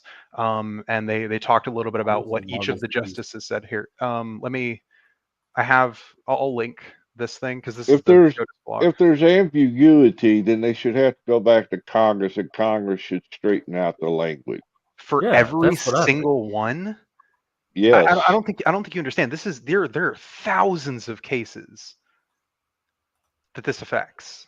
But I think if there's ambiguity in a law, Congress is the authority with the expertise to resolve it. Not because they wrote the law. Actually, so as it is right now, it's courts that are the ones who determine if there's ambiguity in a law. They're the ones who make a ruling. That's how. So there's not ambiguity until a court even says that there's ambiguity, and then at that point, to me, you would go back to the legislative branch to resolve the ambiguity. But under Chevron, I mean, not under the current system. Under the current system, a court ruling effectively, because we have because, like, case law is a thing that's used here in the United States. When a court rules a certain way on a certain interpretation, that becomes a part of the law, or at least a part. And But like later on, under Chevron, the court is not allowed their own interpretation. I mean, I don't think they should be broadly allowed, to say whatever they want. I do think that there's a reason why we have organizations like federal regulatory agencies, because that you do want people who understand the topics that they're discussing to be able to heavily influence the court, because obviously the court can't be an expert on everything. Like every judge isn't going to be an expert on every single little thing, and there might be especially if there's ambiguity, this might be an What issue. did judges do before Chevron? Like, how did they get educated on their case? They research. They probably research, which includes experts. So they had expert. Judges have as far as you always can had tell, expert input. As far as I can tell, we're all pretty much in agreement on this, right? I mean, we all agree that it's a I don't bad know. thing. This is so nerdy. No. I'm sorry that things that happen are nerdy. My apologies. I didn't. That's not what I was That's saying. not what I said. That's very disingenuous. You're right. I was saying I thought we were all agreeing that like the Chevron decision. I'm just saying, I feel like I'm in law school, like arguing some like really esoteric case. We all agree that it's a bad thing that the judges have to defer to basically whatever the corporations. I don't know. Dictate. It sounds like I'm hearing Lib think that it's a good thing that they have to defer to these experts. That's why I think we're arguing. I think the experts should absolutely have. He said that you want to increase the influence that an expert has over a legal outcome, and that made me that raises a red flag right there. That he's trying to influence the legal process. I'm saying like we have like these agents. I want the FDA to definitely have a significant amount of influence when we're talking about this is you as an anarch. You want the authoritarian bureaucracy to have more of the say. Yeah, not all hierarchies are bad. Hierarchies of expertise are actually quite useful and helpful. Well, sure. But if they're part of Flo, if they're part of an official agency, then that is the expert. That's our current. That's like so the EPA is the expert on environmental issues. The FDA is an expert on. Well, they have experts. Whatever is they have in this case. But he makes a good point about what determines who an expert is, because like we've all seen like quote unquote experts on some of these things, and we see how easily they clown themselves like by spouting out. I mean, like I'm not saying most so-called experts are bullshit. So I mean, I'm not saying our entire system is without flaw, but at least some of our judges are elected. At least some of them are. I mean, it just it surprises me that you're in like you're. You come down that much on the side of the system for somebody being as anarch and anti-capitalist as you. Yeah, is it because that seems like something where the state is the one that is. But I think he's against the corporations even more. That he would sometimes ally with the state if it's limits these corporations. Well, because there's a hierarchy of opponents, and corporations are higher than the state. This has actually very little to do with my anarchist principles, mostly because other than the ones that like I don't want our society to like collapse today, because I don't think our society is in danger of collapse. No, but like my point is that like, yes, sure, I am on the side of the state in this one particular issue, because while we have a state, that state might as well be used to help people. Let me give you an example. Chevron is equatable to Congress's authority to declare war. More and more, they're letting the president do what he wants under an authorizational use of military force, or whatever they call it. Yeah, no, as opposed to actually going back to Congress and making Congress declare war and have our elected officials, the ones we actually chose to represent us, to actually make that decision. Yeah, that's instead of relying on strictly one man. Yeah. That's the same thing Chevron. That's the same thing Chevron's doing. Instead of relying on the elected body, like they're letting this agency. Yeah, our republic. He wants to centralize the things that work toward his interests and decentralize things that don't.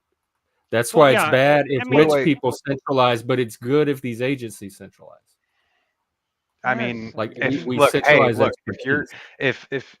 I'm just really surprised. I'm just really surprised what side of this you're on. I figured. I mean, it seems like something that you would be instantly like see that like I mean this is something that's giving the corporations an undue amount of power. I think because I feel like all these experts they usually have ties to the corporations. They're usually bought off and. So I have a question for you guys, experts, right? We had experts leading this country for a few years on all that stuff that was going on, right? And what we should be doing. And now look at our country. Our country is like practically falling apart. There's all kinds of people that took something that they don't know what the repercussions from taking that are, and now it's something that's irreversible. So following experts blindly kind of leads you down a shithole. I'm not talking about following experts blindly, but what I am saying. What is the check and balance then on this deference to agency expertise? Is there an alternative to, like, if you don't agree with the expertise, so you don't, is there some alternative or loophole or something where you're not bound by the expertise? Because otherwise, it's exactly what he's saying. It is like being just like the EP when the EPA put out that ruling about the Clean Waters Act under before Trump. Under Obama? Yeah. Where they was anything, even a ditch full of water would have been signified as a inland body of water, subject to federal approval. Like if you had a big ditch running through your yard, you would be subject to federal mandates on the Clean Water Act. And when they took that to court, the court said, no, they went way far beyond the scope of their authority when they tried to institute that through the EPA.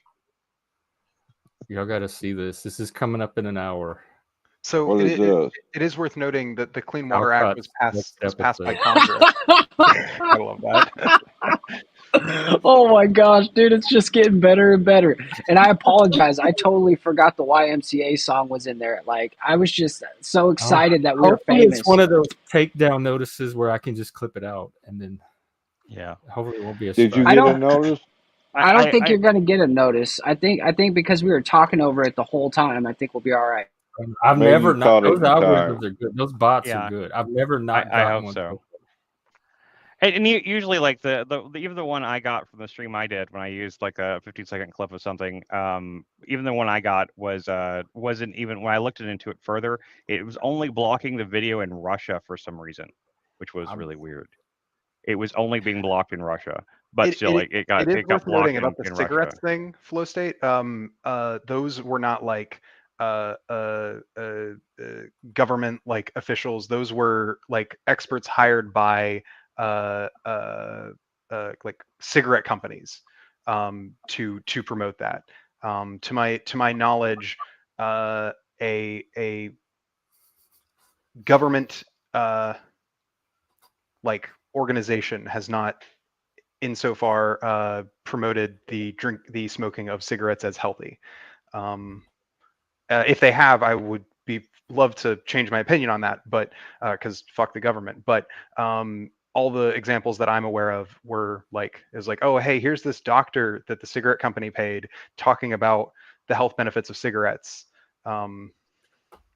Yeah, but it's like me. I'm an expert at growing weed, right? I've done it. I've won cups for it. I've literally won awards for it. I've like been in it for 20 years now, right? You win like a pimp cup? It's like no, the cannabis cup, the High Times cannabis cup. It was a joke. I mean, they give you won like a pimp cup. Pimp cup's nice. I should get a pimp cup, but it's It's like, dude, like who's gonna certify these experts? Who's gonna be the man who chooses who's an expert and who's not an expert? Because I'm not popular, right? Well, I mean, So it's like, what I'm talking about is specifically in like the bureaucratic state. Like the government will hire experts to go over policy and try and help determine the Where's best way to go about.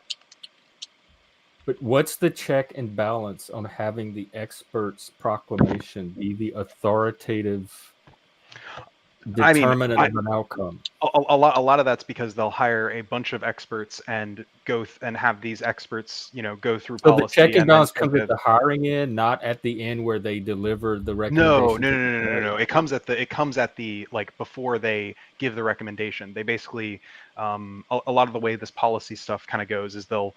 But there's no check and balance on the recommendation itself. Like it becomes gospel truth at that point and law.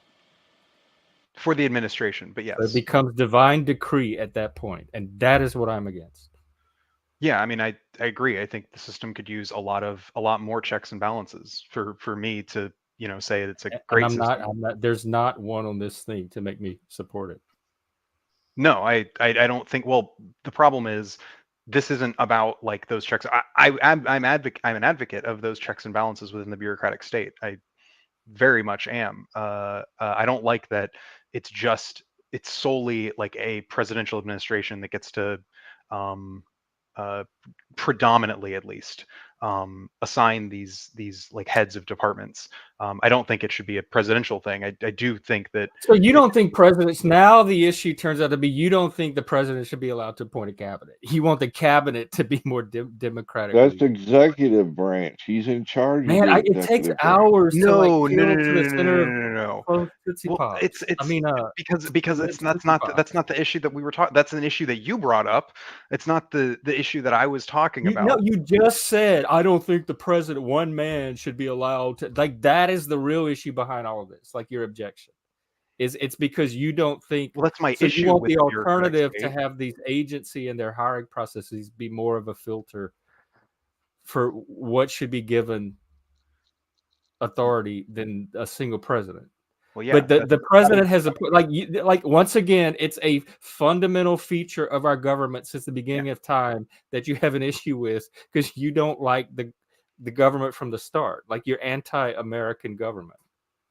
No, I think that the way that things were set up, and also this wasn't the way things were right. The way things were set up from the start, you have a problem with. So you want a different government than we've ever had. For what it's worth, the way that our government, interacts with the bureaucratic part of the state, is not the way that it was set up.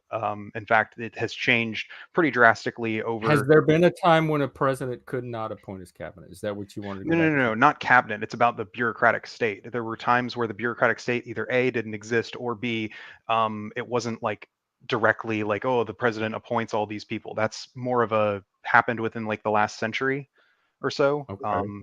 I think we should go back to the days whenever the runner-up became vice president. I think we should go back to the days where like brute force would just ruled everything, right? If someone didn't like it, they just chopped the dude's head off and they won, and then they took over. Let's go back to the Genghis Khan era. I've said ritual Colosseum style combat besides the ritual combat is probably a much better choice for, especially in our current political state when we have like Trump and Biden as our options. At least we'd get to see a good show before we all get fucked. So.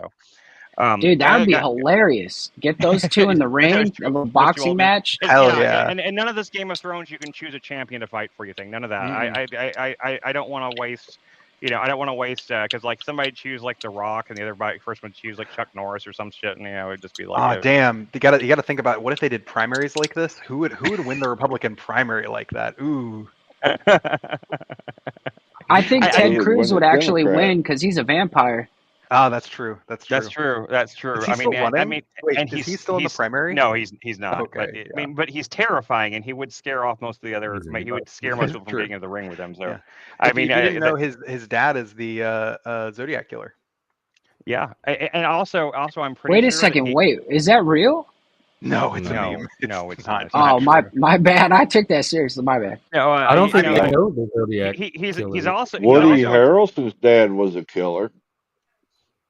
I didn't know that. I will say that for the I will mob. say that Ted Cruz is a doppelganger for a lemon grab from Adventure Time, though. I will say that for sure. Why does everything go to movies?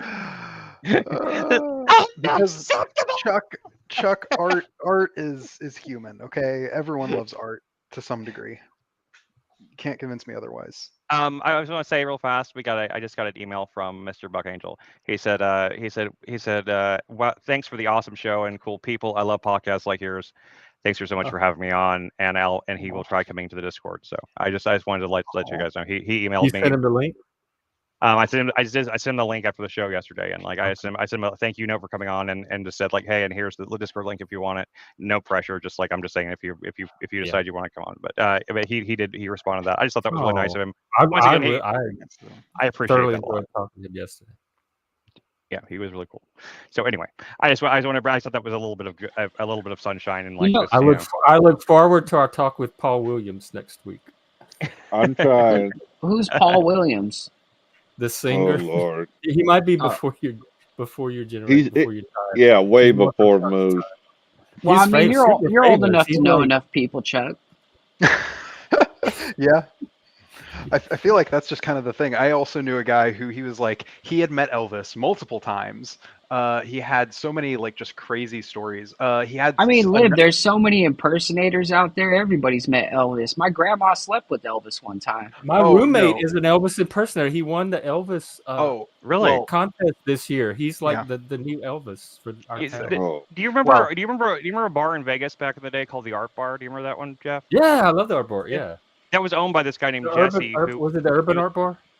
It was called Art Bar. It was like a chartreuse green building. It was in like where they did the First Friday thing. It was like right at the beginning of the First Friday kind of like section, and I don't think it's been there for a while. But it was owned by this guy named Jesse, who was a award-winning Elvis impersonator. Who actually he was on that MTV True Life show for like getting facial surgery to look more like Elvis. And he used to do like he drove a pink Cadillac and went around and did weddings as Elvis, stuff like that. And so anyway, that's my Elvis story. So that's pretty cool. Yeah, no, I'm from Memphis, and so I put a little bit more stock in this guy's story. He was like a police officer. He's like an 80-year-old like fucking ex-police officer. He apparently worked security for Elvis back in the 60s, early 60s. Oh. Yeah, Elvis wouldn't do anything to that anyway. So. No, yeah, it was this was like when he was a tiny little. Guarded his door. Yeah. All right.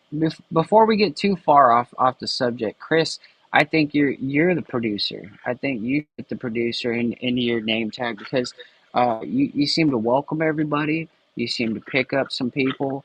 You email them. You have the time to email. What am I? I do all that. You're the Jeff, host. You're the star of the show. Yeah, you're the star. You're the star of the show. You're the star. I am. What's the guy on Rogan? What's the guy on Rogan that Rogan's always like talking about? Jamie. What's that? Yeah, I'm the go-go boy. I'm Jeff's Jamie. That's what I am. That's what I mean. I accepted that role a long time ago. I'm fine with it. So. And I think it's honorable. I think that you're doing a good job, and I think that. You welcome enough people here that I think more people come here. You guys are a good tag team. If there was a tag team match, me and Chuck versus you and Chris, I think we'd be beat. Let's see. Speaking in what contest are we talking about?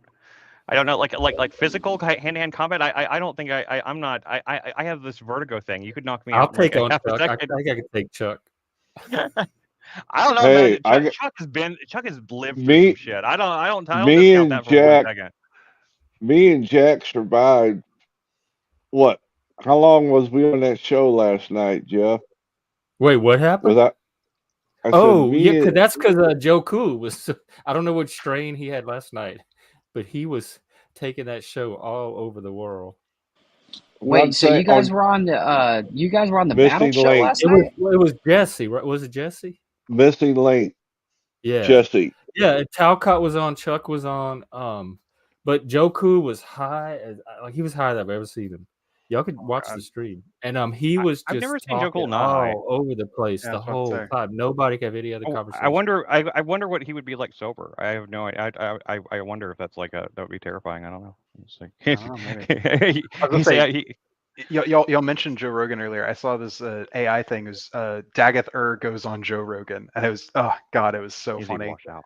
I don't know who that is. It's a Look right it's here. a thing from Elder Scrolls. He's like a Daedric But god. a friend of mine, she posted something on her feed today. She has a video company, and apparently she is able to do AI, be like video AI people now. Like I've been wanting. Yeah, no, they can do that now. It's wow. So I might have we might nuts. get us some high quality AI. I want to. I'm gonna do some clips and little clips and try to make some shorts out of the Buck Angel thing yesterday. Try to help promote that because I think it was a really good conversation. And I want more people to see it. It didn't get as much traction as I want to. I want to try to get it out. I'm glad you look at the numbers because I don't look at any of those. I mean, I only look just to see like where just to see. Yeah, no, I'm glad you do. I'm glad at least one of us is because I don't ever. I don't ever even remember to check. I really thought he would have got some pushback from Liv yesterday. I was surprised he didn't. I wanted him to at the end because the stuff he was, and I don't remember what it is now. I'm like, wait, this is the opposite of what Liv's said the whole time. So this about would be HRT, about HRT. Surgery. What are your puberty blockers? Puberty blockers. I think was that's it what puberty. What Like maybe like stopping puberty or letting kids and surgery. Did we even get on? I don't think we even talked about. Yeah, you and I have. You and I have. I know you and I have. Like your argument for pausing puberty and my argument for why would you fuck with something like puberty? It's a natural process. And even Buck said, "Let it run the natural course." Yeah, I think that was as far as it went. It wasn't. It wasn't. He. And that was my intuition too. Is don't. And there's no reason to interfere with puberty. I think the Buck is just an amazing person. I really do. I mean, seriously, he is literally like the elder trans person of all like public trans figures there are, and like he has been. I mean, he's done everything from every kind of porn you can imagine to every kind of like activism type thing, and like I mean, I just like. I just respect and he was so kind and gracious, like I mean he was like I mean he was totally doing us a favor coming on the show, and I mean like our show is tiny and everything. It was so kind of him to even come on, and he could have come. I mean he could have come on. Jeff, if you don't, Chris, if you don't get some self-esteem around here, we're gonna have to cut you from the producer role. Well, I'm talking about our subscribers. You got hard and we have 250 in less than 10 minutes. Now I will say I think Buck Angel he is a smaller figure than he used to be. He is sure. But I do think it's cool that he came on. For what it's worth, like I wouldn't say my position is antithetical to Buck's. What I would say is that I don't think that I'm not sufficiently an expert on medicine to know, like the conversation we have. I do agree. Antithetical, and you did seem like you had enough expertise then to at least have the conversation. The conversation is, I think that doctors should be the ones to help these people make these decisions rather than the government say that they can't make these decisions, full stop. Especially when it's in regards to things that have I think for the most minimal part, to I've no always impact. I've said from the start that I think healthcare decisions should be between the patient and their healthcare team. Yeah. But I with some exceptions that this puberty thing could possibly fall into because we don't have enough study. Like we don't know what I'm all experimentation. It's not that the experiment leads to reasons why we should curtail doctors' ability. We don't have no idea. Let's not oversell it. To say that there is not as much information, not as many studies, or not as much information as we would like is, I think, sufficient to make the point. At which point I would agree. I would disagree in the with experimental phase. It's still in the early stages. It has not enough data. It's not experimental. It's early And, stages. and if people have informed consent and they know that they're taking something that's experimental that could be harmful, I have no. But then that's their the other patients, question: Are kids able to give informed consent? Because that's Nope. when puberty That's happens. true. You have to have the person experiencing puberty able to give that consent. And are they able to? They can't give consent for all this other stuff that we've That's set right. up. What do you mean? What else can they not human give puberty consent is so for? much more complicated than any animal's puberty, so it's very difficult to use animals as stand-ins for it. From I mean, I'm not using animals as stand-ins. I'm No, saying I that wasn't. I we wasn't. have- I was saying like that's how we normally we test things on rats or something like that normally to avoid human testing until we are sure or try to like relatively sure, and we can't really do that as well because of puberty being such a complicated thing that. And the biggest argument I've heard against puberty so far is that it makes transition hard. What is it for women or guys? Like one of the genders. For trans women, it makes it much harder And for that's them not to enough pass. of a reason for me to support the industry. That's the only like reason, the best case argument for blocking puberty is to make their transition a little easier. Well, it's not. It's not just that. It can. There are people for whom experience severe gender dysphoria, especially at younger ages, and it can very much alleviate many of those things and decrease But suicidality. I don't care about them. They seem like snowflakes. At some point, they're going to have to face the reality of their biology, and they're going to have to endure the rite of passage that puberty is for every other human being and even non-human creatures on Earth. Yes. And even Buck said that some people, when they experience going through the pubescence stuff, that their mindset changes as they mature. Well, see, that's a claim. That I'm like that's a claim. No more of a claim than yours. Well, but it's a claim I agree with, because how do you have the data you need to fully know what you are unless you've gone through puberty? That is the missing piece of the puzzle that you need to inform your sense of who you are. And if you block that, how the fuck do you even know who you are? Well, first off, it doesn't like you don't just walk into a doctor and say, "Hey, I want puberty blockers," and then the doctor gives you puberty blockers. It is I know a much more complicated thing than that. Well, I mean, I know you know that, Chris, but it feels like other people on this panel are pretending like it's not that, and it's not. I'm gonna hop off the panel and take a picture of this pinata. I just be right back. To get from here to take a puberty blocker, whatever that process is. There have been stories of people that blocking did get puberty somewhere in that process. Chris, there have been stories, but so far all the stories I have seen have been unsubstantiated. So I would need more than just unsubstantiated claims to take that claim seriously. I mean, they were first-hand accounts, but I mean, at the same time, I mean, like I guess you could. They're first-hand accounts that other people have come out and said are not. But at the same time, like I don't think it's unreasonable to think that there are some doctors out there that are acting unethically and prescribing things just like that they shouldn't prescribe right away. Because I've seen it happen even with regular medicine. There's people that can walk in. Well, that's a different issue though. Like the doctor abusing the system is a different issue. We're talking about like the ideal system as we want it to function. Right. Okay. But Lib, you yourself went through puberty. Do you think you shouldn't have? Would you have done something differently? Let's see. So depending if when I was younger, especially going through puberty, and I had had the ability to understand what I was feeling, had like the words to put, had an understanding of what it was. It's entirely possible that I could have gotten on puberty blockers at some point. I don't know that I don't know that I would have, because obviously this is like a very individual kind of decision. I've known trans people. You don't even intend an actual transition, right? No, I do. So the part of, you do. Okay. I don't tend to do surgeries. That's I'm fine with HRT. I don't really have any surgeries are ludicrously expensive, and I just don't really have that much of a desire to do them.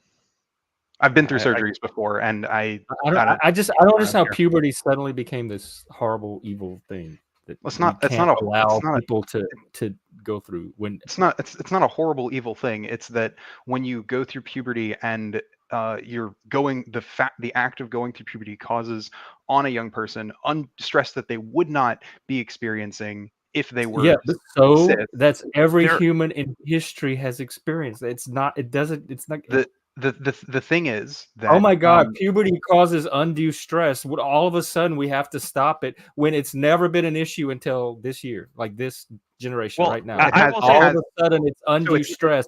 There's plenty of things about our bodies that cause us undue stress. I'm aware. However, transgender people have a statistically much higher rate of suicidality. What were they doing especially before young. puberty? What were they doing until now? When they were going through puberty because they didn't have an option.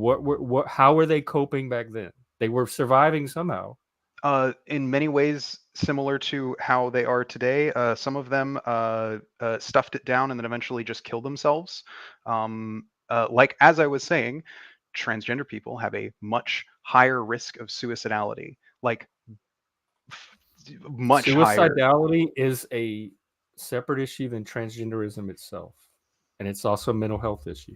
Well, if the suicidality So if is you're directly arguing, because related, originally the argument for puberty blocking was to make the transition easier, et cetera, et cetera. Now it's suicidality. All of a sudden, there's a number.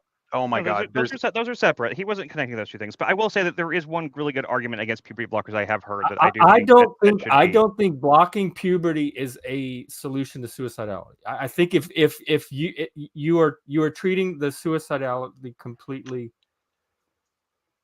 wrong if you think that if you're not addressing it as a mental health issue and looking at all of the factors involved, and you're recommending blocking puberty as a solution to suicidality, you don't understand suicidality. Well, okay, so to be abundantly clear, doctors aren't just going around prescribing every single person with gender dysphoria puberty blockers. That's not the way the system even it is a small number. I mean, the trans people itself is a small amount of trans population. people is a small number, and people going on puberty blockers. But I'm saying if puberty blocking was outlawed for whatever reason somehow, they're going to be fine. The sky is not going to fall. There's not trans people are not going to stop being trans and stop existing. I didn't say that. Suicidality rates are not going to skyrocket. I don't think any of that's going to happen. But you would still disagree. So it's not a hill to die on. But puberty blocking is not a hill to die on. Hey, Lib, I have a question for you. Do doctors not get paid to prescribe medication? They do. Exactly. So that the doctor doesn't exactly have that. You know, a lot of people think that the doctor has your best interest in mind, right? And I'm not a doctor. I'm just a common layman, and you say that plenty of times. But when you go to the doctor, they get money to prescribe you pills. And so if someone goes in there and says, hey, this is how I feel today, and they prescribe you these puberty blockers, they get paid for that. They have incentive to do that. They have incentive to they don't have incentive to not do that. They have incentive to do that. This is a separate argument than the one like sorry. MoOse is I'm all over the place today. I mean, disregard me. Like I'm not saying don't feel bad. I'm not saying that like that we shouldn't critically examine the incentives that doctors might have, or that we need to make sure that our system works and isn't just like hijacked by people trying to like push pills. I don't want to normalize blocking puberty. If you're going to block puberty, it should be in extreme cases with very, very good reasons for it, and not the norm. And it seems like there's a movement to normalize, to stigmatize puberty and normalize blocking it. I know a family that has a young trans person. And if she happens to go through puberty, she's going to be okay. No, they went through puberty. Yeah, like that's the thing. They didn't get on puberty blockers. They waited until they were I think the earliest you can even begin to start taking HRT is like 17, and that's like in the best cases. I don't even think they even got on it until they were like 19. What happened? I want to make one really quick. Like the one thing I have the best argument I've heard against puberty blockers, and this is a very pro-trans one actually, is the fact that if you don't go through puberty, you're literal, like if you do want surgery later, you don't go through puberty as a man anyway, as for a male man. For otherwise, like transitioning to a man from a woman to a man might not be the issue, but if they are male, that their stuff, their genitalia will not get bigger, and therefore there won't be enough. If they do want to get a surgery later on, bottom surgery, it can be extremely dangerous, if not deadly, to and people have died because of that. I'm just saying that would be my biggest concern. That is a concern. That's why people do take those kinds of things into concern. And for instance, with the person I was talking about, they were AFAB, assigned female at birth, and so part of the reason why they didn't, at least that I was told, was so that because they wanted to get a double mastectomy later in life, so they were going to just let their breasts grow out and then get a double mastectomy later on, once they had like finished growing, so that they wouldn't, because there are complications that comes from, like, if you go on puberty blockers and then later on you want to have surgeries, there are complications that can arise. So there are definitely reasons to not get on puberty blockers. Yeah. I think more of them than not. Yeah. But at the end of the day, it should be a decision between the patient and their healthcare providers, not the arm of the state saying, no, you can't do this. Unless there's we regulate the. Oh, no, I agree. We regulate what doctors can prescribe and what medical interventions already for 1,000 other things. Well, so trans are not getting an exception for doctors to have carte blanche to do anything they want and defer to the doctor and don't even think about imposing any kind of restriction or regulation. No, they do I'm not talking about what every other medical professional is subjected to. Yeah, I'm not talking about carte blanche, though. So this idea that nobody should interfere with the doctor's expertise or judgment or wisdom around puberty is just not true. If it's determined that there's a reason to restrict their use, that is legitimate, outside of the fact that they're doctors and they know better than everybody else. Well, no, yeah, that's the doctors typically because they don't. Because if it turns out that that there is a reason to restrict these drugs, the doctors typically have to make a case usually to put children on these drugs. That's kind of the whole thing. Like, a doctor doesn't get to unilaterally put them on. There's a system in place that they have to go through. That's part of the reason why getting on these drugs is, I think, genuinely, there's a lot of genuine good medical gatekeeping behind a lot of these drugs. Well, I hope so. Yeah, there is, and I think a big part of the problem is the people saying that there isn't, when they're saying that there is no medical gatekeeping, when in reality there is. They just don't like that the medical gatekeeping isn't completely shutting off. Like, there are people like that out there who are complaining about the medical gatekeeping, but not because some they don't think states it's have completely shut off. Yeah, no, and I disagree with that. And I don't have a problem with it. Like, wait till you're 18, or I mean, you're gonna be fine if you don't. If you live in Louisiana and you have to go through puberty, it's not going to be the end of the world. Sure, I just don't like the precedent that it sets, because the people who are pushing for the laws that are doing this are also the same people who are pushing for further delegalization of. They're pushing for, not allowing trans people to receive HRT, not allowing trans people. That's what I'm saying. Some states already have that, and the trans people there are going to be fine in those states. They're going to come out okay, even with those laws in place. So you think it's fine for the state to limit what an individual can or can't do? Medically, yes. States do it all the time. They regulate their medical industries. They regulate them. This isn't like just regulate. This is like, there are states that are pushing to make part of regulation is allowing and disallowing certain procedures. Sure, but you've just said that you don't like, if an adult, like, there's an adult, right? You don't have a problem with. I'm only talking for children. I'm only talking for children, and the laws I'm talking about are only for children. Well, yeah, I mean, if we're only talking about children, then yeah, actually, if that's when puberty happens. I'm not worried. The medical institutions agree with you. Then if there are let's take Louisiana. If you are a trans child going through puberty in Louisiana, you will not get puberty blockers, and you will be fine. Yeah, but there are many states that are also pushing to make trans medical stuff illegal for adults, Which is something I think you disagree with. I oppose Yeah. that for a go. I Yeah. oppose Okay. that. Okay. There we go. There we go. Okay. That was I guess all my point was that I think we agree on the children thing and the adult thing, but we're talking puberty, so we're only talking about children. That's why I don't know how we went from disagreeing to suddenly we agree.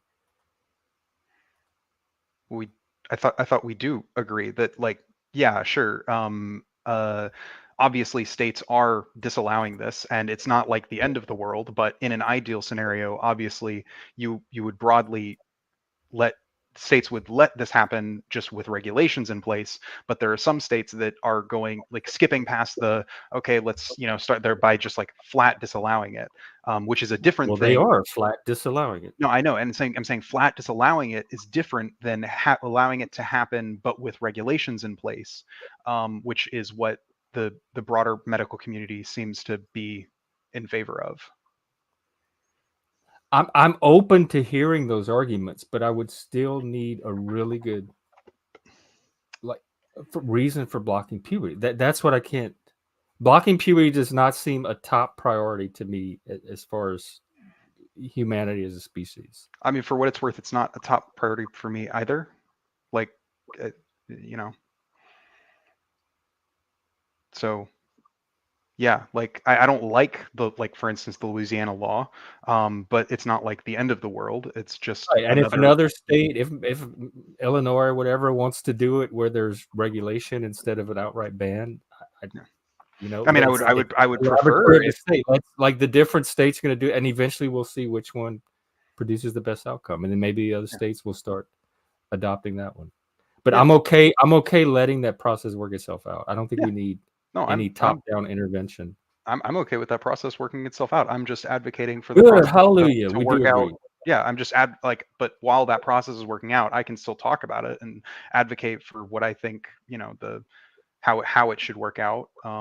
Even if like it doesn't work out that way, I can still, I'm still going to push for the things, and I can still keep trying to understand it, why we need to block puberty at all. I mean, if you want like the real nitty gritty nerd answer, you probably need to, which I think would be probably the most correct one. You'll have to, see these medical institutions and what they say on it. So, yeah, I would advocate you do that. I'll just ask the AI. So anyway, I guess that sounds like a good endpoint for today. Talcott's stream is coming up in about half an hour. I got to run to the store, and then I'll be around later if we want to do shows or something. Chris, I got that week of Apple TV, so there's stuff on there we can explore if you want. God, I love Patty. She validates me so much. Lib, I validate you every single day. I tell you how much I appreciate you. Why do you need validation? What, just validate yourself? Oh, I mean, the yay because of the insanity. This is pushback. It's your fault. That kind of person does exist. That's the validation I'm talking about. What kind of you being sarcastic? No. Like on our the actual. I'm being completely serious. Like there are people who aren't like you or me and like want to discover what is the best for people and individuals and society as a whole. There are people who are treating this as like a ball game, like, oh, you did this one thing, so I'm going to do this other thing back. Those kinds of people are relatively common. I want to do what's best too, and I have to understand why interfering with puberty is best, and I don't yet. Well, no, I know, but I'm saying you and I are on the same level. Patty is on a different level. She is a kind of person who exists that I dislike. That kind of person. That's what I was asking you. If you were talking about Patty, and you're like, no, I'm being serious. I said, are you being sarcastic? It's not like you were throwing shade at her. I mean, no, I am. I think that kind of attitude doesn't actually produce good outcomes. If your only thing is like, oh, well, you did this thing I don't like, so I'm gonna fuck you. I'm gonna do something that's bad for you. That kind of like, tit for tat kind of thing. How what did she say like that? Yay, because of the insanity. This is pushback. It's your fault. Yeah, okay, but I don't think that when she says that, she's not saying that's her person. She's saying that in society in general, that is the pushback that has been coming back against the trans community has been because of that, and it's like it's on a societal level. It's not a personal type thing. I don't think she's saying like personally. She's like, yeah, fuck you, or this is revenge for you pushing this stuff in my face. I think she's saying that's just generally it's generally like the motivation that we find that I see amongst people that are anti-trans and stuff is mostly because for the most part no one really cared. I mean, I don't mean that in like the negative sense. I mean, no one really seemed to have. I mean, like prior to like the gay marriage decision and everything, trans people existed for quite a long time, and I knew quite a few of them, and like and none of them, and it was never like a big issue for anybody. It has been an issue for a long time. Buck said that too. I mean, but it has kind of been an issue. Just there have been, ups and downs. It's an issue for you and your generation because y'all spend too much time on social media and you're making it an issue. It is not an issue for most people. I mean, for what it's worth, a lot of the modern medical science sort of started in the early 1900s, and had a minor setback when the only trans medical institution was burned to the ground, and all of the books and all the books were burned. That was a minor setback, and that was because it was trans. The language around why they did it was because it was, they were promoting degeneracy. I'm not saying bigots didn't exist in either, but I'm saying the country as a whole didn't have nearly the reaction to the concept of someone being trans as they did, say, someone being even back then, even someone being gay was considered far more like. I think people like had more empathy for trans people they did towards gay people for a long time, which I mean, I don't understand why not having empathy for both people, but once gay marriage got passed and that got codified for some reason, like it seemed like there's a lot of people, including like people like my parents and a lot of Republicans, that more or less kind of accepted that, and then like the next advocacy thing, the next protest thing was protesting for trans rights, and then like that, and that whole thing has gotten ugly, and it's turned into like it's the new conflict of the day, it's the new thing that now that I think Palestine took over, like for a minute. Who's heard about that recently? I haven't even heard. I haven't heard them talking about the news lately. Yeah, but I haven't heard. It hasn't gone back to trans either. I mean, that's true. I see very little about trans lately on my feed. Twitter used to be nonstop, 24-hour trans central. Every conversation on there was about trans. That is true. That is true. Hey, what about the Super Bowl? Did any of you guys watch that? It was the Chiefs, Kansas City won, and that's who I was rooting for. Yeah, so, yay, right. Team. I thought they were doing a big like gay pride thing at the Super Bowl, and I didn't see anything like that. Right wing media seemed to think that was going to happen or something, but yeah, that's because right wing media fucking hate Taylor Swift. That was their usual paranoia. They think everything is going to be like a whatever. Yeah, that's like the right wing doesn't really like Taylor Swift right now because in 2022 she like encouraged people to go out and vote, and apparently bitch. Yeah, I know. I've been most of my day with the right wing, and I've never heard this. Like there must be multiple it was just right it was like wings, it was the same thing as right wings. It was the same thing as like extreme liberal people on Twitter, except it was extreme right wing people on YouTube. I saw like saying how like that Taylor Swift and her dating this football player was some sort of major. But how does like, that become conspiracy? representative of most people on the right? How does that? I didn't say it. I said extreme. I said extreme okay, right. My apologies. Extreme right. Segments of the far right really don't like Taylor Swift. Is that better? Yeah, I have heard that. I'm familiar with that. And my family are diehard Republicans. They're huge Swifties. I mean, there's a ton of people on the right that are Swifties. London, they go see her in London. My sister was like the biggest Swiftie growing up, and then when Taylor Swift, quote unquote, went woke, she suddenly just completely reversed because Taylor Swift came out. I didn't even know she went woke. No, I listened to her. I'm a Swiftie. Sorry. I didn't know she went woke. My apologies. By went woke, I mean she supported gay marriage. She said something in support of gay marriage. She's like, oh, I support people's right to love who they want to love. It was that song she did. What was it? Don't. What is it? You gotta calm down. You gotta calm down. That song, that song. I kissed a girl and I liked it. And also to be fair, that song was awful, and that was a cringy fucking verse. I love this. I love the video was fun. Yeah, but it's just that verse. That verse is so cringy and still feels so forced. Like it's clearly a song about her, but then she like stops in the middle of it to be like, "Oh, and yeah, I like gay people too." It's just like it's very tokeny and like and kind of cringe to me. But still, nonetheless, I mean, like she does write good hooks. The thing that sort of convinced me that it's not just a hook is that she has in interviews talked about it relatively explicitly, which I would guess angered some people on the far right who are anti-degeneracy. I think what it is, Lib, is I think that it's am I frozen? No, you're good. Oh, okay. I saw you guys freeze up. Okay, so I think what it is I think it's all like manufactured freakouts. Like I've never once in any of my family members. There's a bunch of righties. There's a bunch of lefties.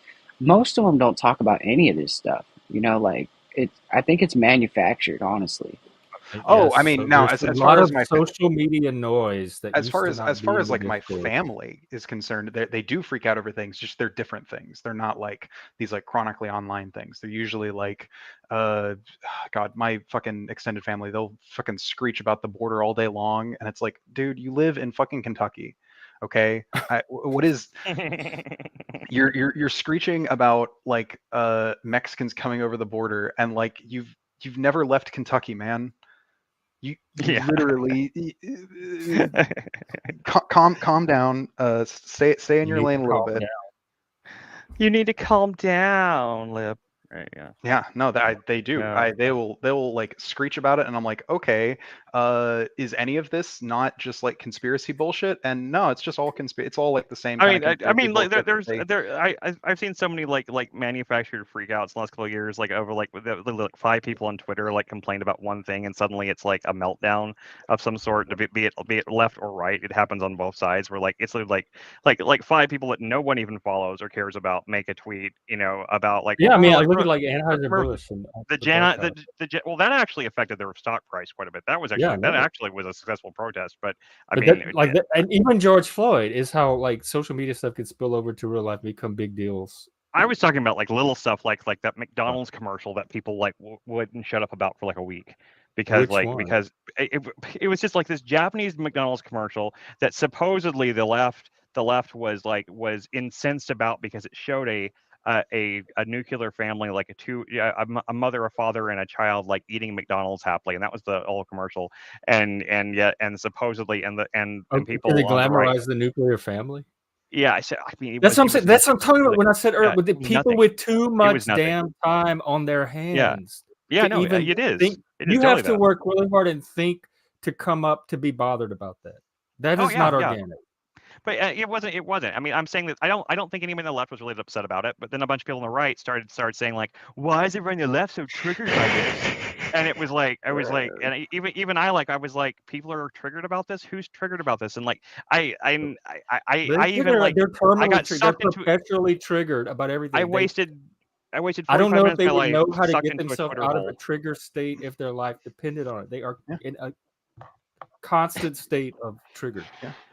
I know plenty of those kinds of people, both on the right and the left. Though, weirdly enough, you're kind of one of them, and Neurojack's another one. Am I? I'm constantly. Oh, I don't think that Liv is like that, and I don't think. Oh my God, Neurojack is anxious about every single thing out there in the world. Anxious and triggered are two different things, though. Neither one of them are going on and trying to like cancel McDonald's or something because of. I'm not about action. I'm talking about reaction. Like I'm not talking about what they do in response to the anxiety. I'm talking about the experience of it, the paranoia, the anxiety, the constant living in fear. And well, I don't feel paranoid. I don't feel like anxious about. I mean, I do feel anxious about pleny of things, but not. I feel anxious. I feel anxious on anything all the time these days without seeing something to be offended about. Like they're not enjoying life. Nothing about their life is fun. It seems like. I mean, lefties I know are enjoying life. We're going out and doing drugs and having orgies. That's pretty fun. I wish y'all would do more of that and less of the annoying activism. Yeah, that's what the left used to be. It used to be about doing drugs in the day. I hung out in Lefty Space back in the day, and I never saw any of that. I was very disappointed. I was like, oh, I thought this was supposed to be like where all the where all the The hedonism was, and like Republicans were the prudes, all and I the found was a bunch of leftists were hippies. All I the found was a bunch of people hippies that that could. like wanted to sit around and talk about socialism. I don't Yeah, like talking about socialism when I'm high. I fucking hate that. I wanna like get high and then like watch movies and tear them apart. That's what I want to do. That sounds good. Let's go do that. Yeah. I've had enough of this for today. Really fast, Talcott, I just wanted to say, Chopper Jeff, I get to Trash Kentucky. I was born there, and I have family there, and I've lived there for a short period. I get to Trash Kentucky. I love to hate it. Actually, you know what? I'm sorry. We all get to trash Kentucky because we're all That's true. Americans, I and like- that's I American. like- That's Americans got given right. But if you're Canadian, fuck you. You shut Yes, up. I like Yeah. Kentucky. I like the their mountains. I also I reserve like the right. fried chicken. I'll tell you that. At the They same have the time, best I fried also chicken, reserve too, the right to and make fun of actually, Canada as not much as as I good as want. Popeyes. Because Americans are privileged, and this is the way I'm privileged. My privilege extends to the fact that I can make fun of Canada and I can make fun of America all I want, but Canadians, no, you don't get to. Like you got poutine, we get criticism. That's how it works. Yeah, Canadians, you get to Hey, stay in your lane. poutine is some pretty good shit, though. I Like, know. if you get the right I'm stuff. saying they got poutine, we get criticism. Like I think they got the better deal, to be honest. But still, that's how it works. Canada's just Moose America. All right, that's what it is. Well, I mean, there's moose in Alaska, which I mean, basically, let's face it, it really is part of Canada. I don't care. I mean, they There's moose supposedly in part of Maine, America. son. I'm the Yeah. only moose in Mexico, though. Hell yeah. Probably so. Stupid bullying squirrel. Well, Talcott's coming up. I got to run to the store before. Yep. And then we can like hang out later on the Discord. All right. Yeah. All right, give me my 30 seconds of freedom. Here we go. All right, thank you 30 guys, seconds of freedom. everybody, for showing up today. We really appreciate you taking your time, energy, and attention, and having it here. I want you to hit that like button. I want you to subscribe. I want you to share it. But not only do I want you to do it, God wants you to do it. And if you don't believe in God, And Satan wants you to do it. Okay, Yes. so just do it out of the kindness of your heart, or just do it because you're forced by a higher being. No matter what you do, you can't lose. All right, we love you.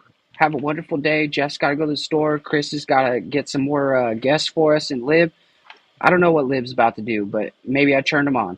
Peace. Nerd shit. Let me get out of here. Well, yeah. What are your final words, Liv? We're walking off the plank here. I'm holding up my final words. My invisible finger. Take this out. Peanut butter, chaff, and disestablishmentarianism. Final words. Final Those words. are Okay. your word for today. Those are my final words. It reminds me of the final one of the final lines in Soderbergh's Schizophilus, where like this guy just like randomly says, "I believe so strongly in the power of mayonnaise," and well, my final words are positive words. My final words for the day are that getting back to the thing that we were talking about at the beginning, I really do believe that there is a path forward. I do believe that there is a way to build, and the main way we need to do that is by focusing our protests and the issues with like the things that we can do, we can build towards, and by working together, creating new things and new things that are entertaining, that are focused on being good, making quality, like pieces of art and entertainment and stuff like that. And I think that's our best path forward. Even though I totally support anybody that's doing political work as well. That's not my part of the organism. I can only do so much with that. He's the propaganda arm of the operation. Yeah. I'm propaganda, I guess you can call that. I just really want to, really, I did get down to it. I'm just like Talcott. I want to spread those good vibes, man. I just want to spread the good vibes, No, I'm just kidding. And my final word is I got to pee, so we got to wrap this up. Take care, everybody. Right. Good night. Come watch movies with us later this weekend. Come hang out with us. Come dance with us, and we will see you tomorrow. Yeah. All right. Bye. Oh, let me get the music going. Hang on. Let Jeff. Yeah, I gotta go feed myself for the day. All right. Take care, everybody. Good spending time with you, and we will do it again tomorrow.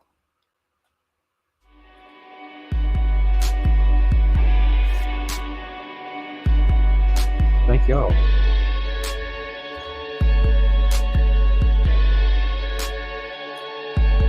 I really gotta